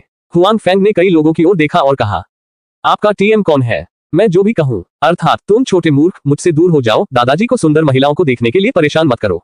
रास्ते से हट जाओ, नहीं तो हम असभ्य हो जाएंगे। उन युवाओं का बिल्कुल भी डरने का इरादा नहीं है। आखिरकार हुआन फैंग यहाँ एकमात्र है। उनमें से कई हैं। उन्हें बिल्कुल भी डरने की जरूरत नहीं है। मिस्टर सु, आप पहले कार में बैठें। इन लोगों से उलझने की कोई जरूरत नहीं है। हुआन फैंग नीचे देखता है और सु यूमो से कहता है। वह पहले सु यूमो को कार पर चढ़ने देना चाहता है और फिर वह इन शब्दों के साथ कहता है, हालांकि दूसरी तरफ कई लोग हैं। हुआन फैंग भी थोड़ा घबराया हुआ है, लेकिन उसे अपना कर्तव्य याद है। हालांकि सु यूमो ने हुआन फैंग की बातें नहीं सुनी। इसके बजाय उसने धीरे से उसे दूर धकेल दिया। फिर उन्होंने युवाओं से कहा, मैं यहाँ का बॉस हूँ। तुम्हें किसने भेजा? मेरे कर्मचारियों को क्यों परेशान किया जाए? सु यूमो के शब्दों ने कई युवाओं को स्तब्ध कर दिया। अप्रत्याशित रूप से इतनी खूबसूरत लड़की अभी भी यहाँ की बॉस थी। हालांकि ये देखकर कि बैग फैक्ट्री के निदेशक हर समय एक दूसरे का पीछा कर रहे थे, ये स्पष्ट था कि इस महिला ने झूठ नहीं बोला था। हालांकि कुछ लोग डरते नहीं हैं, बल्कि उनकी निगाहें कुछ ज्यादा ही बेलगाम होती हैं। इतनी खूबसूरत महिला बॉस पहले देखने की तो बात ही नहीं सुनी थी। आज उन्हें ये देखने का सौभाग्य मिला है, इसलिए वे इसे जाने नहीं देंगे। मुझे उम्मीद नहीं थी कि तुम अभी यहाँ की बॉस हो। तुम कैसे हो? मेरी मांसपेशियों को देखो और तुम्हें बिस्तर पर आरामदायक महसूस कराओगी। मेरी प्रेमिका बनने के बारे में क्या ख्याल है? जाओ करो और मेरी प्रेमिका बनो। सुंदरी, फोन नंबर क्या है? चलो बाद में जगह ढूंढते हैं। मैं तुम्हारी जांच करूंगा। कुछ युवा अपनी वाणी में अधिकाधिक असंयमित होते जा रहे हैं। कुछ लोग सु यूमो को छूने और उसका फायदा उठाने के लिए भी आगे बढ़ते हैं। सु यूमो डरी हुई लग रही थी। उसे उम्मीद नहीं थी कि ये युवा इतने बहादुर होंगे और कुछ देर तक कोई प्रतिक्रिया नहीं करेंगे। जैसे ही वह हाथ सु यूमो को छूने वाला था, एक तरफ हुआन फैंग ने उसका हाथ पकड़ लिया और दूसरे की कलाई को सटीक रूप से पकड़ लिया। दूसरा पक्ष अलग होना चाहता था, लेकिन वह अलग ही नहीं हुआ। जाने दो छोटे कमीने, जाने दो। क्या तुम मुझे सुन सकते हो? युवक ने हुआन फैंग पर चुटकी ली। अपने हाथ साफ रखें। हुआन फैंग ने दूसरे पक्ष की बाह को बुरी तरह से हिला दिया और वह व्यक्ति इस बल के नेतृत्व में कुछ कदम चलकर किनारे की ओर चला गया। तुम मरना चाहते हो? वह लड़का हुआन फैंग की हरकत थी जिससे उसका कुछ चेहरा लटक नहीं सकता था। स्थिर खड़े रहने के बाद वह हुआन फैंग की ओर भागने के लिए उत्सुक था। इसे रोको। अगर तुम में हिम्मत है तो मैं पुलिस को बुलाऊंगा। सु यूमो, जो पास में थी, ने दूसरे की हरकतें देखी और जोर से कहा। हालांकि युवक इस बार भी नहीं रुका। वे सभी पुराने जमाने के हैं। वे जानते हैं कि किन कार्यों के लिए कड़ी सजा नहीं दी जाएगी। वो सिर्फ हुआन फैंग को सबक सिखाना चाहता है और सु यूमो को नीचा दिखाना चाहता है। आखिरकार उनके पीछे के लोग मूल रूप से उनसे यहाँ उत्पादन में बाधा डालने के लिए कह रहे हैं। यदि वे यहाँ बॉस को डरा सकते हैं तो वे अब पूरी हो जाएंगी। हालांकि युवक ने अपने कौशल को अधिक महत्व दिया और हुआन फैंग को कमाका। हालांकि हुआन फैंग के पास कोई विशेष प्रशिक्षण नहीं था, लेकिन जब वह आमतौर पर अच्छा होता था तो वह व्यायाम पर भी ध्यान देता था। हालांकि युवक आमतौर पर केवल आम लोगों को ही डराता है। दरअसल शराब से उसका शरीर खोखला हो गया है और उसकी हरकतें तेज नहीं है। हुआन फैंग ने एक तरफ प्रतिद्वंद्वी की लंबी मुट्ठी को चकमा दे दिया। फिर उसने प्रतिद्वंद्वी का दाहिना हाथ एक हाथ में लिया और दूसरे की कमर पर रख दिया। उसने प्रतिद्वंद्वी की दौड़ की ताकत की मदद से उसे दूर धकेल दिया। वह आदमी फिर लड़खड़ाते हुए कुछ कदम आगे बढ़ गया। इस बार वह खुद को स्थिर करने में असफल रहे और सीधे जमीन पर गिर गए। उसकी सारी बाहें जमीन पर पड़े पत्थरों से खरोंच गई थी। थोड़ा सा खून। कहने का तात्पर्य यह है कि खून के इस रेशम ने उसे पूरी तरह से क्रोधित कर दिया। हुआन फैंग द्वारा उन्हें 2 बार अपमानित किया गया था। अब उसने खुद को खून भी देखने दिया। वह गुस्से में अंधा हो गया था और उसने हुआन फैंग को घूर कर देखा और कहा, लड़के, तुम मरना चाहते हो? जैसे ही हुआन फैंग छिपने के लिए तैयार हुआ, उसने पाया कि वह दूसरी तरफ से लोगों से घिरा हुआ है। आखिरकार उन्होंने अभ्यास नहीं किया। उनमें से किसी एक से निपटना ठीक है। जब एक से अधिक हो तो उसे प्रतिद्वंद्वी नहीं होना चाहिए। इस समय पूर्व व्यक्ति पहले से ही उसकी आंखों में दौड़ चुका था। उसे पता ही नहीं चला कि कब उसे एक और चमकीला खंजर मिल चुका था। ठंड थी और सूरज में रोशनी की किरण चमक रही थी। ध्यान से, सु यूमो चिल्लाती है। बेहतर नवल पढ़ने के लिए आप हमारे YouTube चैनल और ऑडियो एक्सप्लेन टेलीग्राम चैनल से जुड़ सकते हैं। 18 स्वर्ण रेशम मुलायम कवच की सराहनीय सेवा। हुआन फैंग भी दूसरे पक्ष के हाथ में खंजर से भयभीत था। उसे उम्मीद नहीं थी कि नीले आकाश में दूसरा पक्ष इतने पागलपन से, जो बहुत साहसिक था, खंजर निकाल लेगा। हालांकि उन्होंने व्यायाम पर ध्यान दिया, लेकिन ये सिर्फ व्यायाम था और उनका कौशल आम लोगों की तुलना में थोड़ा बेहतर था। खंजर वाले आदमी का सामना करते करते उसका दिल भी पसीज गया। हालांकि मुझे नहीं पता था कि हुआन फैंग अकेला था। युवक के साथी भी डर गए। हालांकि वे यहाँ के कर्मचारियों को परेशान करते थे और महिला कर्मचारियों के साथ छेड़खानी भी करते थे, लेकिन उन्होंने इससे ज्यादा कोई जाति नहीं की। उन्होंने चाकू को छुआ तक नहीं। हालांकि मुझे उम्मीद नहीं थी कि उनके साथियों ने आज सचमुच चाकू को छू लिया होगा। वही हुआ, प्यार की फितरत अलग होती है। ये साथी उन्हें रोकना चाहते हैं, लेकिन बहुत देर हो चुकी है। युवक हुआन फैंग के पास पहुंच गया है। उनके अस्तित्व के कारण हुआंग फैंग भी प्रभावी ढंग से बच नहीं सकते हैं। वह बाकी लोगों की तरह केवल उस युवक को अपने पेट में खंजर घोंपते हुए देख सकता है। जब युवक ने हुआंग फैंग के पेट में चाकू मारा तो वह पहले ही सोच चुका था। ऐसा लग रहा था कि उसने अपना दिमाग खो दिया है और कोई बेवकूफी भरा काम किया है। इससे भी अधिक हुआंग फैंग ने अपने साथी की वजह से अपने खंजर से परहेज नहीं किया। युवक का चेहरा थोड़ा सफेद था। यदि हुआंग फैंग को खुद ही चाकू मार दिया गया तो वह भविष्य में समाप्त हो जाएगा। इस समय सुरक्षा वर्दी में लोगों का एक समूह कारखाने से बाहर निकला। ये लोग, जैसा कि युवाओं ने कुछ दिन पहले देखा था, लेकिन उनमें से कोई भी नहीं हटा था और वे इन सुरक्षा गार्डों से नहीं डरते थे। हालांकि आज अलग है। यहाँ किसी ने चाकू चला दिया है। यदि वे इन सुरक्षा गार्डों द्वारा पकड़े जाते हैं तो वे फिर से पुलिस को बुलाएंगे और वे निश्चित रूप से बयूरो में प्रवेश करेंगे। तब तक वे सभी फंस सकते हैं। इसलिए जब इन लोगों ने सुरक्षा गार्ड को देखा तो वे पीछे मुड़कर भाग गए। जब वे चले गए तो किसी और ने खंजर वाले लड़के को खींच लिया। ऐसा लग रहा था कि वह आदमी स्तब्ध था और उसे समझ नहीं आ रहा था कि क्या करे। वह आदमी सचमुच डरा हुआ था। उन्होंने उनसे आम लोगों को डराने के लिए कहा। वे ठीक थे, लेकिन अगर उन्हें लोगों को मारना होता तो उनमें साहस नहीं होता। अब ऐसा लगता है कि उसने कुछ ऐसा किया है जिसकी न तो उसकी हिम्मत थी और न ही वह ऐसा करना चाहता था। भाड़ में जाओ, तुम्हें चाकू चलाने की इजाजत किसने दी? तुम मरना चाहते हो, हमें परेशान मत करो। भागते समय उनमें से एक युवक ने गुस्से में उस आदमी से कहा, यानी क्या तुम मूर्ख हो जो किसी और को पता न चल जाए इस डर से यहाँ चाकू घुमा रहे हो? क्या तुमने तभी जोर से चाकू मार दिया? इस शख्स के व्यवहार से दूसरे लोग भी काफी नाराज हैं। आखिरकार उसके मस्तिष्क की क्षति सभी को नुकसान पहुंचा सकती है, इसलिए स्वाभाविक रूप से हर कोई नाराज होगा। लेकिन शायद यह मजबूत है। मुझे नहीं पता, मैं भ्रमित था और मुझे नहीं पता था कि क्या इसे चाकू मारा गया था। उस आदमी ने कुछ उम्मीद से कहा कि इस वक्त तो उसे भी डर लग रहा है। क्या आप अंदर आ सकते हैं? वह छिपा नहीं था। उसका शरीर पत्थर का नहीं बना है। क्या आप उसे अंदर घुसा सकते हैं? अब मैं बस यही आशा करता हूं कि वह न मरे और बेहतर होगा कि वह गंभीर रूप से घायल न हो, अन्यथा हम सभी का भाग्य खराब होगा। किसी ने कहा, हाँ, मुझे लगता है कि हमें इन दिनों नहीं आना चाहिए, बाहर जाना चाहिए और सुर्खियों से बचने के लिए कुछ दिनों के लिए रहने की जगह ढूंढनी चाहिए और अगर हमारे पास करने के लिए कुछ नहीं है तो वापस आ जाना चाहिए। ये सुझाव दिया गया था। ठीक है, चलो करते हैं। वैसे भी ऊपर बताई गई ज्यादातर चीजें खत्म हो चुकी हैं। उस व्यक्ति के प्रस्ताव का तुरंत अन्य लोगों ने समर्थन किया। बेशक जिस व्यक्ति ने पहले चाकू मारा था वह सहमत था। आखिरकार उसने अपना हाथ आगे बढ़ाया। अंत में यदि कुछ हुआ तो वह सबसे अधिक जिम्मेदार होगा। हालांकि उसे वास्तव में याद नहीं आ रहा है कि आखिर में उसने चाकू मारा था या नहीं।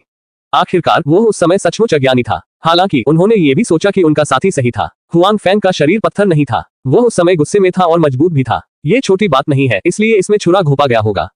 लेकिन मुझे खून नहीं दिख रहा है और उस आदमी का चेहरा थोड़ा अजीब लग रहा है। मामला क्या है? आदमी ने चुपचाप सोचा। अब उसे अपने संदेह पूछने की हिम्मत नहीं हुई। आखिरकार वह अभी भी जनता का गुस्सा भड़का रहे हैं। आप कैसे हैं, हुआंग फैंग? प्रबंधक बाओ, मुझे एम्बुलेंस के लिए बुलाएं और उसी समय पुलिस को बुलाएं। दूसरी तरफ युवा लोगों के भागने के बाद सु यूमो जाग गई और तुरंत हुआंग फैंग की मदद की और पूछा, पहले पुलिस या एम्बुलेंस को फोन न करें। हुआंग फैंग ने ऊपर देखा और कारखाने के निदेशक से कहा। इस समय भी उसके हाथ में अभी भी उस आदमी का खंजर था। उस आदमी को चाकू मारने के बाद वह खंजर की पूंजी भी नहीं पकड़ सका। हुआंग फैंग ने उसे लूट लिया। बैग फैक्ट्री का निदेशक फोन करने ही वाला था। जब उसने हुआंग फैंग के शब्द सुने तो वह रुक गया। वह नहीं जानता था कि हुआंग फैंग क्या करना चाहता था। आपको क्या हुआ है, हुआंग फैंग? आप एम्बुलेंस क्यों नहीं बुलाते? इलाज में देरी करना खतरनाक है, सु यूमो ने चिंता के साथ कहा। मिस्टर सु, मैं ठीक हूँ। आप देखिए, वहां कुछ भी नहीं है, खून की एक बूंद भी नहीं। हुआंग फैंग ने खंजर अपने हाथ में लिया, फिर अपने हाथ फैलाए और सु यूमो से कहा। सु यूमो स्तब्ध है। फिर वह हुआंग फैंग के पेट को देखता है। निश्चित रूप से ये वहां सामान्य है। खून तो नहीं है, लेकिन उसके कपड़े टूट गए हैं। बाकी सब सामान्य है। क्या बात? सु यूमो ने आश्चर्य से पूछा। वह पहले से ही उस आदमी की हरकत साफ देख सकती थी। ये गति और ताकत से भरपूर था। हुआंग फैंग इससे दूर नहीं जा सका, लेकिन अब ये कुछ भी नहीं है। शायद यह वो आदमी है जो देख और उपयोग नहीं कर सकता। उसके हाथ में ज्यादा ताकत नहीं है, वो सिर्फ डरावना दिखता है, इसलिए उसने मुझे बिल्कुल भी चोट नहीं पहुंचाई। हुआंग फैंग ने कंधे उचकाए और सहजता से कहा। वास्तविक स्थिति निश्चित रूप से वह नहीं है जो हुआंग फैंग ने कहा था। दरअसल दूसरी पार्टी की ताकत छोटी नहीं है। वह उस समय बच नहीं पाया और लगातार चाकू मारे गए। हालांकि उनका शरीर न केवल सुरक्षा सूट से ढका हुआ है। अपने सुरक्षा सूट के नीचे उसने खजाने का एक टुकड़ा पहना हुआ है जो उसने अभी प्राप्त किया है। वह काला सोना नर्म कवच है। दूसरे पक्ष के खंजर ने उसके कपड़ों को छेदने के ठीक बाद हुआंग फैंग के अंदर सोने के नर्म कवच को छेद दिया। हुआंग फैंग चोट लगने के लिए तैयार था, लेकिन उसे उम्मीद नहीं थी कि दूसरे पक्ष के हमले को सोने के नर्म कवच द्वारा अवरुद्ध कर दिया गया था और वह सुरक्षित था। ये तो अच्छी बात है, हुआंग फैंग ने भावुक होकर कहा कि इस सुनहरे नर्म कवच ने लुडिंग की दुनिया में वे शियाओबाओ को बचा लिया है। उसे यह उम्मीद नहीं थी कि वह इसे पाने के बाद खुद को बचा पाएगा। ये सचमुच एक अच्छी बात है। बेहतर नवल पढ़ने के लिए आप हमारे YouTube चैनल और ऑडियो एक्सप्लेन टेलीग्राम चैनल से जुड़ सकते हैं। 19 चीजों के बारे में सोचना। सोने के तार वाला नर्म कवच वास्तव में एक अच्छी चीज है। लुडिंग की दुनिया में ये खजाना उस खंजर को भी नुकसान नहीं पहुंचा सकता जो लोहे को मिट्टी की तरह काटता है। उस साधारण खंजर की तो बात ही छोड़ दे जो उस आदमी के पास है। क्या तुम सचमुच ठीक हो? सु यूमो ने फिर बेचैनी से पूछा। मिस्टर सु, मैं ठीक हूँ, हुआंग फैंग ने एक बार फिर वादा किया। सु यूमो ने बस सिर हिलाया और तथ्य स्वीकार कर लिया, हालांकि यह आश्चर्यजनक था। हालांकि सु यूमो की भौहें सिकुड़ने लगी। उन्होंने फैक्ट्री निदेशक की ओर देखा और कहा, वे लोग बहुत घमंडी हैं। वे अभी